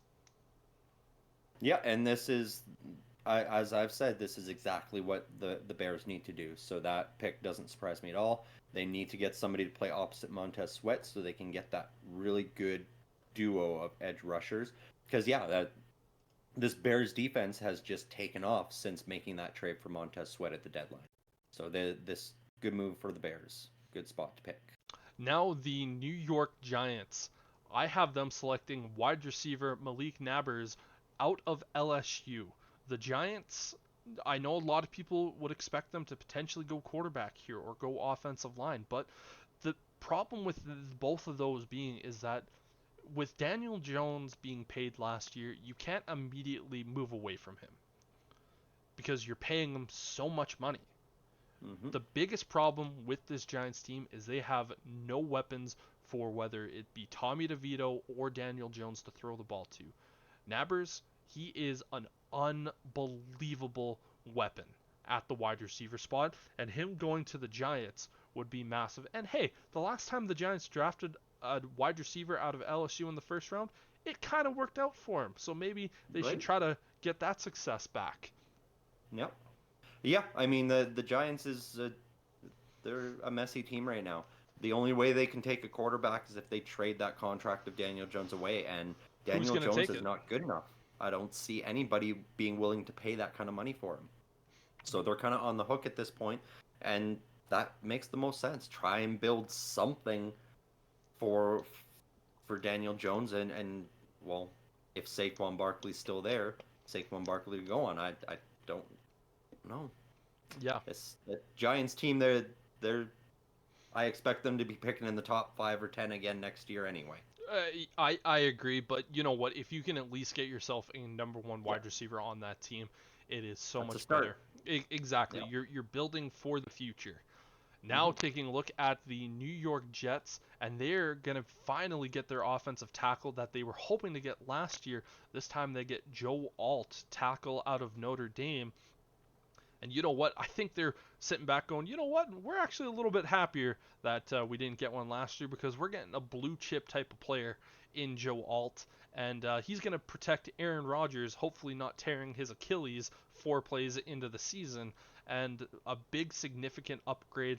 Him and Fashanu, they are some of the best tackle prospects to come out in the draft in a couple of years for sure. And for the Jets to get him at pick number 7, that is big, big time for them. Yep. Yep. That's biggest area of concern and need for the Jets. So that's a good pick. So now the Tennessee Titans, I also have them selecting an offensive tackle. This time it is J.C. Latin out of Alabama. And the Titans, they're such a weird team because we don't know what they're going to do at quarterback. They've drafted 2 quarterbacks the last 2 years in Malik Willis and then Will Levis. I think Will Levis should be given at least a full year of starting, and you got to improve that offensive line. You drafted a guard in last year's draft, and if you continue to try to build that up and just get better there, ultimately going to be putting your quarterback in a good position to succeed. I would also like to see them potentially like to try to draft a wide receiver. Unfortunately, just at this point, there was no real wide receiver that I felt was good enough to go at this spot, and Latham is definitely worthy of being a top 10 guy, and the Titans get their new offensive tackle of the future. Yeah, and another area of concern for this Titans team, definitely that they need that. They're going to need to protect whichever the quarterback they go forward with, which should be Will Levis. I agree, because it does sound like they're likely going to be losing Derrick Henry to free agency this year. So there goes that running game, and so they're gonna have to find a new way to play football in Tennessee after the Derrick Henry era. Yes, indeed. Now moving over to what I'm going to call the first big shock of this year's draft. We have the New Orleans Saints. They're going to select quarterback Jaden Daniels out of LSU. They're keeping him in the Bayou. Daniels, he is likely going to win the Heisman this year. He has shot up draft boards. He has played so unbelievably well. I think this is going to come to a shock to many people as the Saints just signed Derek Carr, but I believe they have a plan to allow Derek Carr to play for a year, maybe 2, and let Daniels sit in the NFL and wait for a long time. And I know I've said in the past I don't like this move, but if they You can, know I do. I know you do, and this is kind of one of your situations where I think the Saints, they go, you know what, we're probably likely not going to have another top 10 pick and not going to have a situation where the quarterback class is so good, and if we can get this guy to sit for a little bit and learn and play behind Derek Carr, who I don't think is a bad quarterback, I don't think he's necessarily great, but you're paying him money and you're setting yourself up for the future, and I think going above the Buccaneers and getting your quarterback is a big, big thing, and you're putting a little bit of pressure on them as well. Yep. Yeah, no, that's a smart move, and the thing with Derek Carr too is he's injury prone. We've seen him go down a couple of times this year. And to bring a quarterback into that quarterback room, because you've got a couple of really intelligent, good quarterbacks Mm-hmm. that just haven't been able to find their stride in the NFL in Derek Carr and Jameis Winston, who I do believe will still be under contract as well. Yep. And so, you're going to have a great quarterback room to coach this young guy up and potentially have your quarterback of the future. And in a division that Is weak. year in and year out, you really only need maybe 8 wins to be winning the division. And so that that's an excellent pickup for the Saints. Yeah. Now, with that being said, the Tampa Bay Buccaneers, they start to sweat a little bit seeing the Saints kind of go off the board and taking a quarterback. I have the Tampa Bay Buccaneers selecting quarterback J.J. McCarthy out of Michigan, saying, you know what, Baker Mayfield has been good. I think they re-signed Baker Mayfield this year to a one-year deal and ultimately say, you know what, JJ, we're going to kind of do the same situation. Allow Baker to play and just try to set us up for the future. We need another quarterback here, and ultimately, I think again them going above the Raiders, which is a team that you could also see going for a quarterback. Like I said a little bit earlier, that trade kind of happens day number 2 for them getting Kyler Murray, and I think that's ultimately set up due to the two previous teams selecting quarterbacks and them going, okay, but yeah, the Buccaneers get their quarterback of the future. They also go for that tact of, hey, we're going to allow our guy to sit for a year behind this veteran that knows the offense, knows the team right now, and ultimately kind of go for, again, your strategy. Yeah, I mean, I don't know if it'll work out quite as well for the Buccaneers. Uh, that feels correct for the Bucks to make that move, but it also feels like a knee-jerk reaction of, oh crap, they did it, we got to do it, which I think in hindsight, looking back later, they may regret for not Trying to shoring up their build up the defense a team. little bit because their defense is a little bit full of holes, and that's really been a hindrance for them this year. And I think that's likely a more important issue for them to address in the draft this year than finding their quarterback of the future. Because, again, you're likely going to ride with Baker Mayfield for another 1 to 3 years. And so you've got time to get another quarterback in there and time Baker Mayfield. You don't have to do. For sure. And again, for the reason that I did that was kind of that knee jerk reaction. And with how And good this that's the right quarterback move. class is, Hmm. it's one of those things of them going, you know what? Why wait? We know we have holes, but if we can get this guy to wait, and if we have, let's say, another top 10 pick, but we don't have, it's more closer to that 6 to 10 range, we'll be able to Yep. get one of those defensive players next year and this, and that. And we don't want to wait. And then we'll ultimately have our guy currently on our roster. But now moving Yep. to pick number 11 with the Las Vegas Raiders, I have them selecting Kool-Aid McKinstry, cornerback out of Alabama. This Raiders team, I've been saying it for years. They need to continue to build up this defense. They need to get themselves a number one corner. That's their number one weakness out there. And getting Kool-Aid McKinstry, best corner in this draft by far. He should be a top 10 pick, but unfortunately, there's just other needs and there's better players. Um, the Raiders, they get their guy, and obviously they get their quarterback. And you know what? The 2 picks ahead of them ultimately lead to them picking this pick and ultimately getting their number one need in this class. Yep, makes sense to me. I mean, there's lots of issues on that Raiders team, and smart of them to not follow in that knee jerk reaction and go, oh shit, they both took quarterbacks. We got to get somebody before everybody else goes off the board, and really looking at what you need to address, and that's stop the other team from scoring so many points on you. Mm-hmm. I think pretty much at this point, that's when they start making a lot of conversations and a lot of calls to the Cardinals, who just trade out away and Yep. be like, hey, we'll do this, this, and that, and we'll take Kyler Murray from you. And the Cardinals go, please, thank you. We now have Yeah. picks that we can actually use.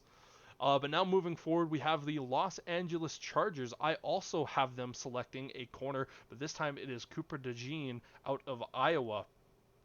The Chargers, they're just this weird team right now where they have holes, but it also doesn't feel like they have a lot of holes. And I feel adding a young player to that secondary is ultimately Hmm. going to be a good move. They just cut one of their keystone corners earlier this year that they thought was going to be really, really great. And I think just adding more to that defense, and obviously you have Justin Herbert, you have some of the weapons, some of the offensive linemen maybe not feeling as great in this spot, but yeah, corner is where I went with the Chargers. Yeah, yeah, they could have gone a lot of ways. This feels like a best player available to fill in a hole that we've got. And yeah, after moving on from J.C. Jackson, that is definitely something they need to look at, was getting a cornerback. So that plays out for the Chargers for sure. Now taking a look at the Buffalo Bills, I have them selecting Dallas Turner, edge rusher out of Alabama. I know that this isn't necessarily a big need for them, but Von Miller is definitely getting up there in age. We've Hmm. recently heard that he has a warrant out for his arrest for, I think it was, I can't fully remember, so I'm not even going to try to speculate, but Yeah. you know what? It feels like the Bills right now, they've just kind of had one of those weird years. And I think they're just simply going to look at it. Best player available, Dallas Turner, phenomenal young edge rusher. I think he needs a lot more polish coming into the NFL. And if he can sit back and learn from a guy like Von Miller and, whoever else they're going to have on that team, I don't feel like this is going to be too bad of a pick for the Buffalo Bills. And they're going to take advantage of having that top 15 pick. Yeah. Yeah, I mean the Bills are spinning their tires right now. They have not looked great this year, so they got to do something, and maybe some youth on that defense can help out with that. So now moving to the Denver Broncos, I'm going to have them taking the opposite corner of Kool-Aid McKinstry, taking Teron Arnold, corner out of Alabama.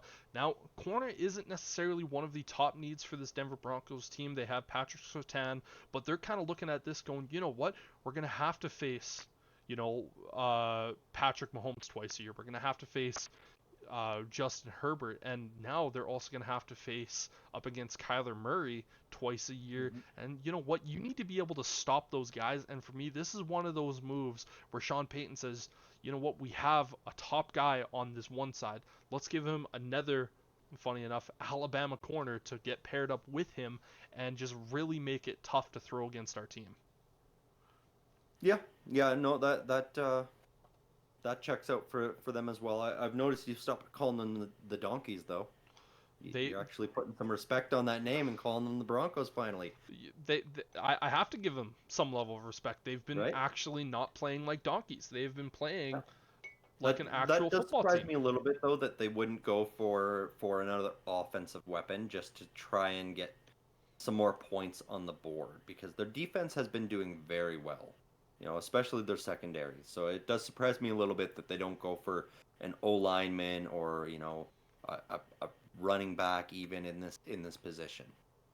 No, I hear it, and it was kind of Yep. one of those picks of where I felt it was just maybe necessarily best player available that they kind of Hmm. went. But now going with the Seattle Seahawks, I have them selecting Brock Bowers, tight end out of Georgia. Brock Bowers, he's a blue chip prospect. He should be top five, but just the tight end position is just one of those weird spots. And I feel like the Seahawks could look at him and go, okay, we have the three really talented wide receivers.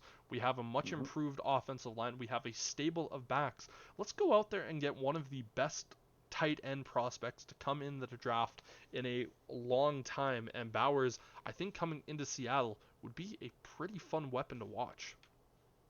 Yeah, that's a great addition. The only question mark then remains is, you know, can Geno Smith continue to be the guy there? You know, they will have a that'll be a scary offense. DK Metcalf, Jackson Smith and Jigba, Kenneth Walker the third, and then adding Bowers to that. Yeah, that'll be a scary offense to go up against. Without a doubt. And then finally, the Los Angeles Rams. I have them selecting edge rusher Jared Verse out of Florida State. They just need to get all around better on that defensive line. And Aaron Donald, he's not getting younger. And so they need to start looking towards the future. They have their kind of wide receiver of the future in Puka Nakua, I believe. And I feel like Verse, would be a really good player just to kind of ultimately join that organization. All right, here we have the Rams finally picking in the first round again for the first time in how Since many Jared years, Goff. Since right? Jared Goff. Yeah, because they keep trading away those first round picks. Maybe they've learned their lesson. Yep. Let's let's stop trying to buy a Super Bowl. Let's start building for a Super Bowl. So yeah, Exactly. that's a good spot to start with an edge rusher. And as you said, Aaron Donald's not getting any younger. He doesn't have very many years left in this league, I don't. Yep. Now moving forward to the Cincinnati Bengals, and I'm going to have to just make sure that I'm saying this name exactly properly.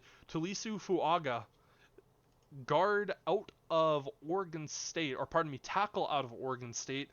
This Bengals team, I know they've been trying to pitch patch and get a few different players in that offensive line, but they need to keep throwing players until it works because you have Joe Burrow. You just paid him a stupid amount of money, and he's out for the season.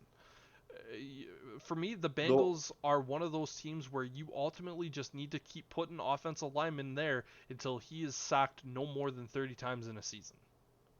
yeah, I will say, we got to make note that the injury this year it wasn't on the offensive lineman's fault. True. Like it was a hand injury. It's not like he got hit and took that injury. So that this one surprises me a little bit. I really feel like the Bengals would go more on the defensive side because they've really struggled at stopping teams from putting up points, which yeah, it's great when you can score a whole bunch during the regular season, but come playoff time, if you don't have a defense that can stop Patrick Mahomes and Tyreek Hill and Christian McCaffrey and the Philadelphia Eagles, you're not going Totally. to win a Super Bowl. I So, agree fully, and defensive yeah. was kind of one of the main targets, but I sat back and I went, you have one of the best quarterbacks in the NFL. He already Hmm. has two season ending injuries on his plate.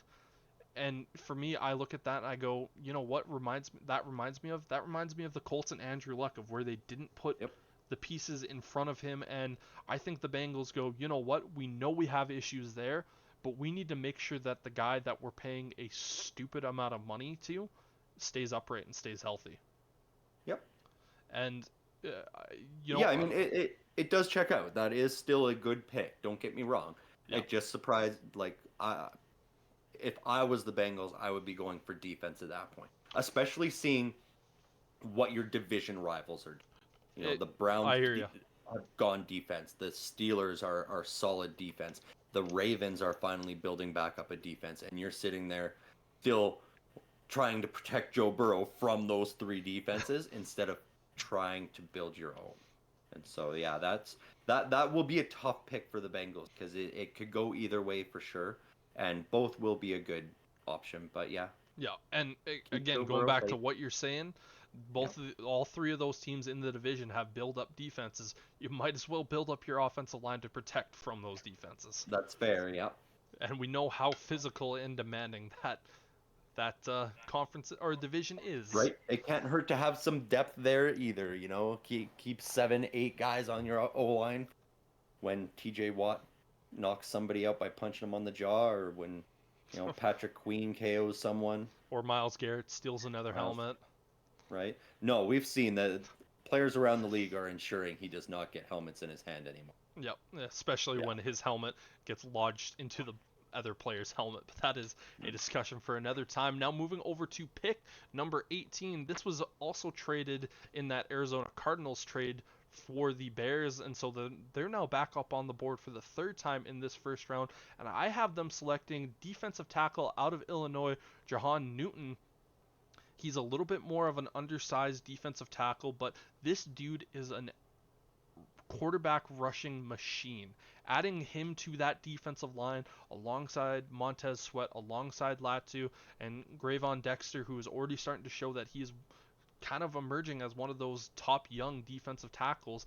Adding him into that unit, you're now looking at a defensive line that people didn't fear and kind of laughed at and going, oh God, there's a lot that we need to worry about here now. And just adding Hmm. another young defensive tackle for the Chicago Bears right there, it's getting me all warm and fuzzy just thinking about it.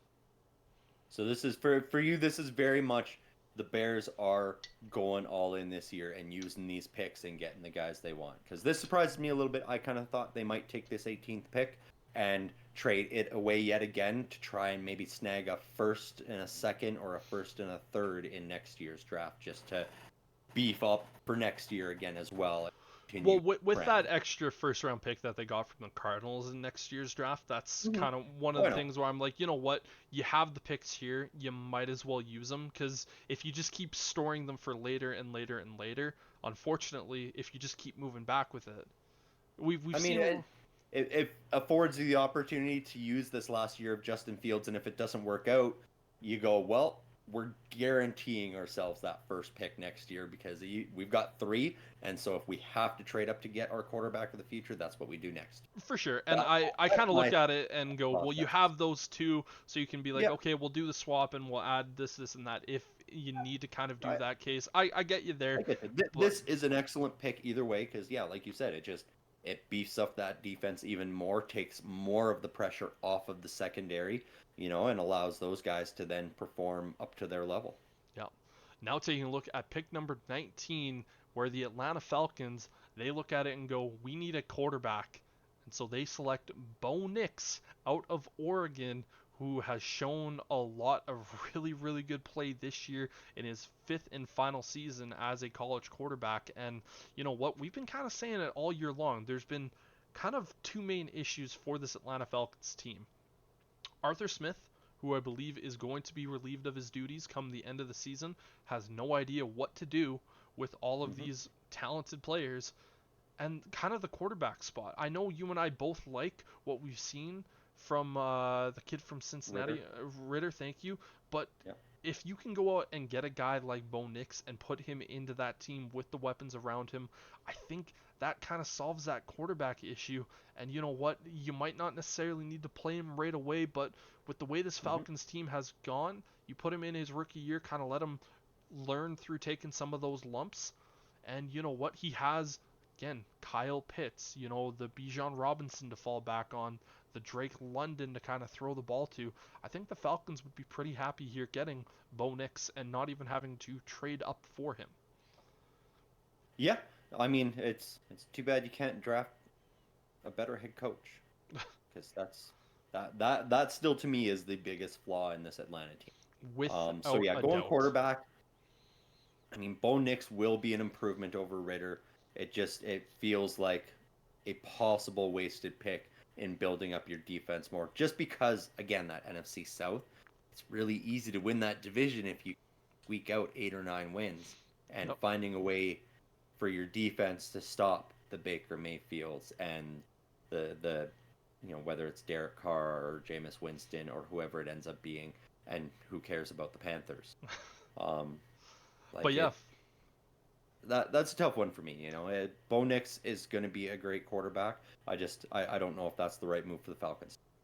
I think with this one, it also kind of takes a look at it and goes, it's really that NFC South all has young quarterbacks fighting for that one. And I think the Falcons look at it and go, we're a quarterback away, man, from just really taking over this entire division. And I think they get Bo Nix and they say, okay, we all have essentially rookie quarterbacks because Bryce Young is only going to be in year number 2. And they have essentially nothing to build around with Bryce Young in terms of picks. So, I mean, with Desmond Ritter, he'll only be going into year number 3. So even without taking Bo Nix, you still essentially have 4 very young quarterbacks. This is very true. Now taking a look at pick number 20 with the Green Bay Packers, I have them selecting Romeo Odozzin, wide receiver out of Washington. They do something for Jordan Love that they never did for Aaron Rodgers, and that is taking a wide receiver in the first round. Now, granted, the Packers, they took a couple of wide receivers and tight ends in last year's draft, but, and they've shown a little bit of improvement, but adding Odozzin to this list really just takes them to another level. They saw the Bears add Marvin Harrison Jr. earlier in the round, and they go, you know what? You got your quarterback a really talented weapon. We're going to go out and get our quarterback a fairly talented weapon. This one surprises me a little bit too. I thought I would think the Packers would try to find more protection, with how much the Bears are going after defense here, much like the Bengals. It's like let's get an offensive lineman, see if we can get somebody to protect Jordan Love a little bit more. That or even going after defense themselves, just because Watson has been he's just been balling out the last few weeks. Injury Potential issues. injury again though, so that is a concern for sure. And Romeo Dobbs has been a very serviceable number 2, in my opinion. Totally, but Yeah. again, I always say this. It's one of those things where it's pick dependent on where they are and kind of Yeah. what's around them. And so I kind of looked 100%. at offensive linemen as well. There just wasn't anyone there that I felt comfortable with that pick number 20. And I felt Too that much getting of a a wide reach. receiver was one of those things where this is a guy that is a top 20 pick for sure. And you know what? Yep. It's an area of need because if Christian Watson can't stay healthy, what we've seen Yep. this season, this is one of those guys that can step in and do a phenomenal job. Nope, definitely. Now moving over to the Minnesota Vikings, I have them selecting Michael Penix Jr., quarterback out of Washington. They're moving on from Kirk Cousins. This is Yep. one of those things where I think they use this pick and say, listen, Justin, we know we're going to have to pay you a lot of money. We're bringing in this young quarterback who has a lot of potential and talent for him to throw the ball to you, and we're just trying to eventually move on from that Kirk Cousins situation. And this is one of those years where I can very much see the Vikings saying, you know what, we'll take just the best quarterback available in the first round that we can because we need to prepare for the future. Yeah.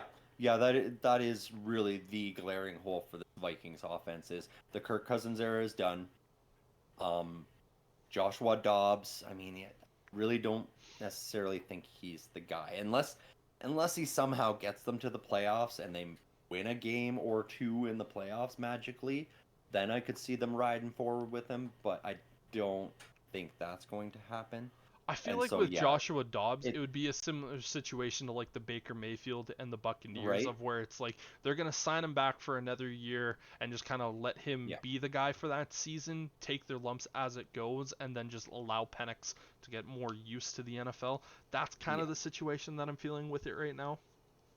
Yeah, unless they find, obviously this is early, so come combine time, you never know, maybe they get real sweet on one of the other quarterbacks outside of Caleb Williams, and I could see the Vikings potentially trying to make a move up to get the guy if they find one of these guys is, the one they really want. Yeah, Like Bo Nix or something, if that's what they decide they're set on. But yeah, I could if very that's not easily the see the case, I do Vikings trade agree up. they're going to take best quarterback available at the position that they're at if they stand pat.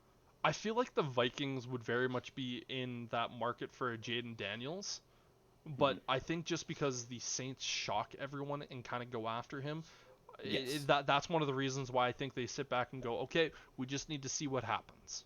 Because Yeah. again, they could ultimately say, you know what, we're just gonna ride with Josh Dobbs next year, and Yeah. if we're bad, well, guess what? There's gonna be a couple of good quarterbacks that we get to draft next year, and so and so. But they see Yeah. Michael Penix here, and they go, you know what? He's played well. He was a Heisman candidate. He might win the Heisman ultimately, and they go, Hmm. you know what? We'll just sit him behind Dobbs for a year and see what we have and move forward. Yep. Yep. Now taking a look here at the Indianapolis Colts, I have them selecting wide receiver Keenan Coleman out of Florida State. This is one of those things where I look at the Colts and go, this is a team that with their current quarterback, why am I forgetting his name? Gardner Minshew. Thank you, Gardner Minshew. He's played really well, but they also drafted their quarterback of the future in last year's draft.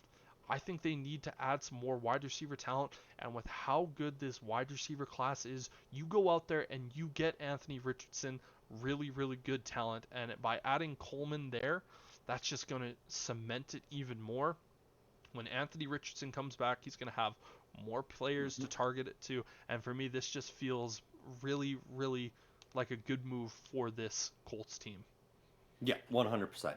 You like Gardner Minshew, he's balled out, he's been great, but he's done that lots of places. We know week 1 next year, Anthony Richardson will be the guy in Indianapolis again, and it will be great to get him a weapon opposite Michael Pittman Jr. as good as he is. They need more than that. Mm-hmm. We don't know, will it still be how long was that contract that Jonathan Taylor signed? Was it multi-year? It was 3 years. Good. Okay, So so they'll still have Jonathan Taylor then. Presumably they'll still have Zach Moss, so a great 1-2 in the backfield. Yeah, it's you got to add another wide receiver at this point.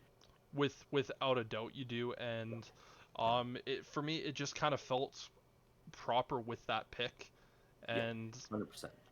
it just felt right there. But now moving forward to your Pittsburgh Steelers, I have them selecting cornerback Denzel Burke out of Ohio State. I know when we talked about this a little bit beforehand, you said either it was going to be center or interior linebacker. This year's draft, they have a couple of interior linebackers, but no one that I feel comfortable enough going in the top 25. The Steelers, they kind of have this weird mix of older and younger corners, and I feel by adding Denzel Burks to that mix and having him opposite of Joey Porter Jr. moving forward, you're setting yourself up for a really good young secondary and getting Hmm. another talented guy and having to deal with some of the weapons that Cincinnati has, and you're just adding some more pieces. I wasn't comfortable enough taking a quarterback at this point. I feel that if potential Michael Penix Jr. was there, that might have been an option, but I'm also not comfortable with him going at that spot, and they're quite ready to move on from Pickett. The Steelers was a really, really interesting pick just with the players that were around at that particular moment, and I felt going with corner, just trying to shear up that secondary was probably the smart way to go. Just because, again, you have Hmm. Patrick Peterson, but he's getting old. He's getting up there. Yeah. You need more pieces, and Joey Porter Jr. going to be in year number 2. I feel this is just kind of a good pairing. Yeah, yeah, I could see that being a potential way to go for sure. And you move Patrick Peterson into a combination of slot corner and maybe playing some safety here and there. It's always an option for sure. It just I could see the Steelers reaching for an interior linebacker this year because it is such an area of concern and has been ever since the Ryan Shazier injury followed by the Devin Bush injury. We have not had good consistent interior linebacker play in years, and that is a problem. Mm-hmm. It looked like it was getting better this year, and then injury after injury after injury. And So the only reason that I didn't necessarily try to overdraft is just because there's going to be so many guys in that second round area for the Steelers to potentially go yeah, up and grab either at that center position or that interior linebacker spot that I felt comfortable with this. yeah, yeah. I just look at it, and it's just it's possible I could see the Steelers trading down a little bit to grab an extra pick because I really do think they'll be likely drafting 2 interior linebackers this year as well as a center, and they will probably do their typical thing of drafting a wide receiver as well because I don't know if George Pickens plays in Pittsburgh next year. Yeah, that's definitely something for a little bit later in the Yeah, conversation. But the Houston Texans select interior linebacker. No, I'm kidding. yeah. I have them selecting Brian Thomas Jr., wide receiver out of LSU. I still think that with CJ Stroud, he has performed really, really well, but adding more weapons to that team, and plus they know they have the Kansas City Chiefs behind them who are desperate for a weapon. And you know what? Hmm. Getting a guy just to add to that offense, add with CJ Stroud, that is never a bad strategy to just continue to bolster and give your guy weapons. Well, yeah, that makes sense too. And I mean, their number one guy, Robert Woods, I believe, he's not getting any younger. No, and Robert Woods is not their number one. It's Nico Collins, who is, Nico, I believe, 25, which he's not yeah, an old wide receiver, but he's no, definitely good. But just yeah, adding more talent to that and getting Tank Dell back next year, you're giving your number one wide receiver in CJ Stroud just weapons yep, and potentially setting him up for an MVP season the following year. Now nope, the that is good. Kansas City Chiefs, they immediately rush to the board with the best possible wide receiver, Donald Mitchell, wide receiver out of Texas, and say we need to get Patrick Mahomes weapons because we haven't so far. I feel they're probably going to spend big in free agency, but they're going to say also we're going to get a young guy to also play in this in the first round just because we cannot allow Mahomes to not have a number one weapon and just try to develop him into this. And Mitchell, he is a very, very good wide receiver, and he should be Mhm. very fun in this Kansas City Chiefs offense. Yeah, and this feels like it's going to be the Kansas City Chiefs game plan for as many years as it takes for them to get that, hit on it. Feels like every year lately, it's, they're rolling a D20 when they're drafting the wide receiver and they keep hitting those low numbers. They're just begging for a 20 to land. Yeah, So they're hitting like sevens and eights when they're hoping for right, 14 and above. exactly. They're just trying to find that guy because that, you know, they paid him so much money and they've got Kelsey making so much money that really is how they're going to have to build their wide receiver core over the next few years is through draft picks. It's gotta catch lightning in a bottle. And with Is what they're Travis gonna have to Kelsey, do. he's also, it looks like he's lost a step as well, and he's definitely starting to show his age. Yeah, So you definitely need to start trying to find I that. mean, doesn't help that he's getting double covered a lot at It, his age as well. yes, Yeah, yes. But now moving over to the Jacksonville Jaguars, I have them selecting Nate Wiggins, pardon me, a corner out of Clemson. That kind of feels like one of the biggest needs right now for the Jaguars is just trying to get corner help. yeah, And you know what? They don't have to move up. They don't have to rush anything. They look at this and go, you know what? This is a fairly good player. We're going to add him to our team and just kind of roll there and just ultimately hoping that they can keep their young edge rusher Josh Allen on the team moving forward. And this is just another good piece for them to have. yeah. And with the rash of wide receivers going off the board already in the first round, you don't see the Jags then reaching for another one. I think they still do need to find a receiver of the future, but they could strike gold in the second, third, fourth round for something like With that. how So good this class yep, is at the wide receiver spot, exactly. you're gonna find a guy in the second round who's going to be They're really really good, and they're just trying exactly. to add some defensive help. Yeah, yeah, they're very much not as desperate as a team like the Chiefs to get that wide receiver, and Yes. so they don't have to jump the gun on Now taking a look here at the Dallas Cowboys, I have them selecting Troy Fatanu, guard out of Washington. It kind of just feels like they're starting to rotate in these new age offensive linemen, just trying to keep that really talented offensive lineman group that they have. And it feels like it. offensive line is probably their biggest need to kind of go help protect Dak Prescott. You know, whoever their running back is, whether it's Tony Pollard moving forward, this is one of those picks where it's like you just need to kind of take the guys that just ultimately replace some of the older guys. Yep, no, this when you describe that pick, it makes sense. This was the spot with the Cowboys. I expected to hear you call the first running back off the board. I feel like the Cowboys might look at that Tony Pollard situation and go, you know what, we need to get the guy who's going to follow him because I don't think we're going to pay him. Yeah, I really struggle with running backs in the first round, and I think Hmm. Jerry Jones, he's probably going to look at it and go, you know what, the running back is just not the way to go. We can find guys. Hell, we found Tony Pollard wherever they found him, whether it was undrafted or, Yep. in the draft. They drafted Deuce Vaughn last year, and so I just don't Hmm. think that he would be one of those guys to draft a running back at that particular point, and No, I get what you're saying. That this was just sort of the first team I thought that potentially we could. might see because Yep. we usually do see a running back go off the board in the first round to somebody. Yeah, So and there might be someone who does it. It's just I think going offensive lineman for the Cowboys is probably just the option that they're going to go with.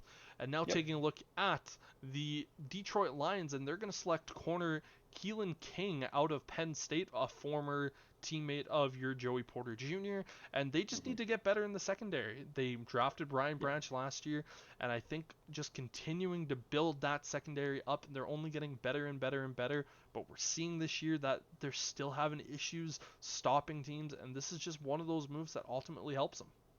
Yep. Yeah, this is what the Lions need is defense. Whether it be in the linebackers or the secondary, that it is what the Lions need to shore up. They've got their tight end of the future. They've got their all-star wide receiver. They've got their running back tandem.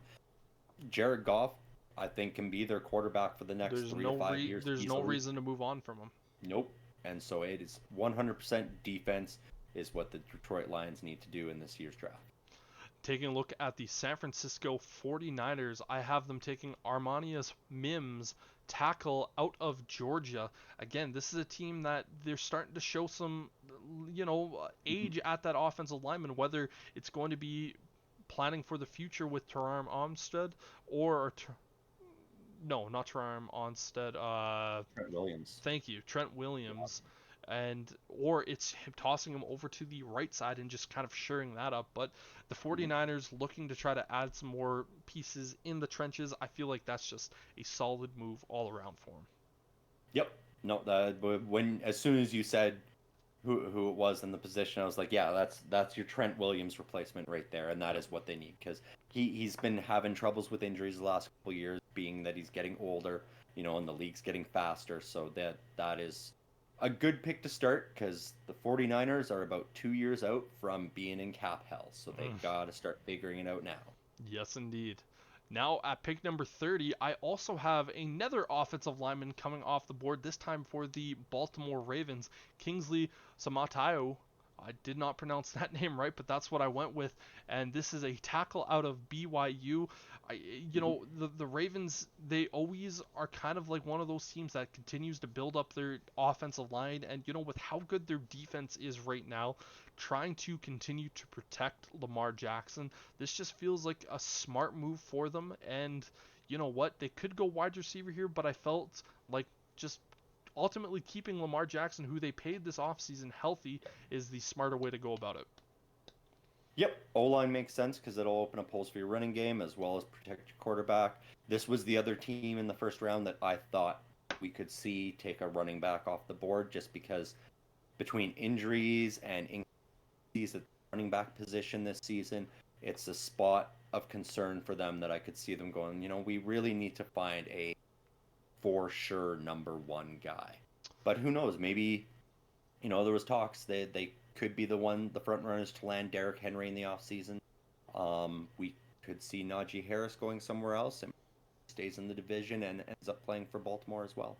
Yeah, without a doubt. And now taking a look at pick number 31, the Miami Dolphins select Graham Barton, guard out of Duke. They just need to continue building up that offensive line in front Yep. of Tua, just making sure that he stays fully healthy. And when we see a healthy Tua Tagovailoa, we know exactly what he's capable of doing, throwing the Hmm. ball and just moving it around. And just adding more help up front is never a bad thing. Yep. No, that 100% makes sense. Now taking a look here at our final pick, which is the Philadelphia Eagles at pick number 32, I have them selecting Chop Robinson, edge rusher out of Penn State. This is just a Howie Roseman special. You know what? He doesn't Yeah. necessarily need an edge rusher, but he always goes for the trenches, and he's setting up his team going, you know what? When so and so is gone, guess what? Chop Robinson just comes right back in. There could be an injury, and just continuing to build up that excellent defensive line. And Chop Robinson is one of those guys that I feel could very, very easily come in, be a Philadelphia Eagle. Slipped a Hmm. little bit more than what I think some people would expect. But you know what? We see that every single year. A player that everyone goes, oh, he's a top 20 guy, ends up slipping to the second round, this, that, and the other thing. But yeah, that is my first official first round mock draft. And some surprises, some not surprises, and some moving on. And yeah, I feel Yeah. it's going to be a really interesting first round this year. Yeah. Yeah. No, all of that, was in line. I expressed where I thought, I feel they might go a different direction. But again, we're still 5 weeks out, and there is a log jam in the middle of this league right now for records. So, you know, we saw Pittsburgh picking at 23. They lose out. They could be picking 10 or 11. We saw the Broncos picking quite low. They could win out and be picking in the 25, 26 range. We don't know. Yeah, So yeah, this was a fun mock draft for sure. I think we're gonna some of that early stuff for sure. I think we could see happening. I do think that is the best decision for the Bears is to move on from this first overall pick. Get some more draft capital. capital and ride with Justin Fields, because ultimately letting him go, I think, is going to hurt that team in the future, seeing where he lands and what he's able to do somewhere else, and then having to start over from scratch again. Like, the Bears organization and these Bears fans have been through enough of the quarterback carousel where you just don't get the guy, or he just doesn't fit the system. It's He doesn't have time the weapons to around make him the at that system point. fit around Justin Fields. I don't think you're going to get a more talented option in this year's draft, even with Caleb Williams. Maybe in 3 or 4 years he will be as talented, or likely more talented than Justin Fields. But I don't think it's fair to the Bears fans to make them wait again. Like, we need the Bears to take that next step. Yeah.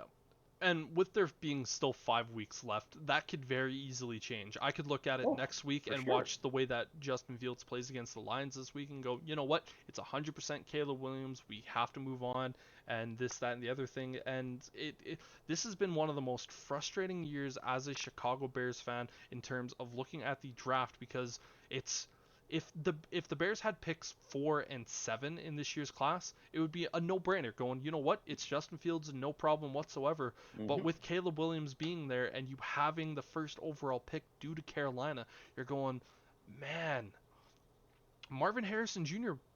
very well still might be there at pick number 5, because the Cardinals are really the only team that would can be considering that, but they very well might likely just go offensive lineman there. I don't know if they're the only team that would be considering that. If Bill Belichick is still running that Patriots and making those decisions, I could see him doing something like a Marvin Harris. I know quarterback is their most needy position. It is what they should do. But Bill Belichick sometimes doesn't do what he should do. That's my only concern. Yeah, Your Bears need a top 3 pick. You need to get Marvin Harrison Jr. That I think is the biggest piece that you could add to that Bears team right now. Marvin Harrison Jr. having such a dynamic wide receiver to play with DJ Moore, it makes that offense lights out, no matter who the quarterback. Honestly, exactly. You could throw, you know, Tyson Bagent. yep, Yep, yep. I know. With a receiving core like that, yeah, that is what I think the Bears need to be doing. So that was a good choice. And the Cardinals, if I don't know if they make that move that early without having a trade partner for Kyler Murray already. I think they probably try to move Kyler Murray at the same time. They're like, yeah, we moved to number 1 and Kyler Murray, Yeah, surprise. I So kind of yeah, feel like that. It's one of those things of where I think there's going to be a bidding war day of the yeah. draft, and then it's going to be one of those situations you're going to hear it kind of like that pick number 10 range, pick number 15 Hmm. of just going, and the Cardinals, it's going to be the speculation kind of like a couple years ago when, funny enough, Kyler Murray was drafted to the Cardinals, and it was, okay, where's Josh Rosen going? Because they selected him in the first round Hmm. last year, and it was kind of one of those, So the Cardinals, funny enough, put themselves in that situation yet again. But Yep. Yep. yeah, that is kind of where I feel like we should probably stop this episode. We're now a little over 2 hours, and it's always fun to have these types of mock drafts and our MVP. So, no real time for Rant Street or final thoughts here today, but I'd like to say thank you all very much for hanging out with us here today. Appreciate it. Make sure to like and subscribe. Make sure to comment for any segments that you want to see us potentially do in the future. But for Sterling, I'm Brendan, and we say thank you all very much for watching.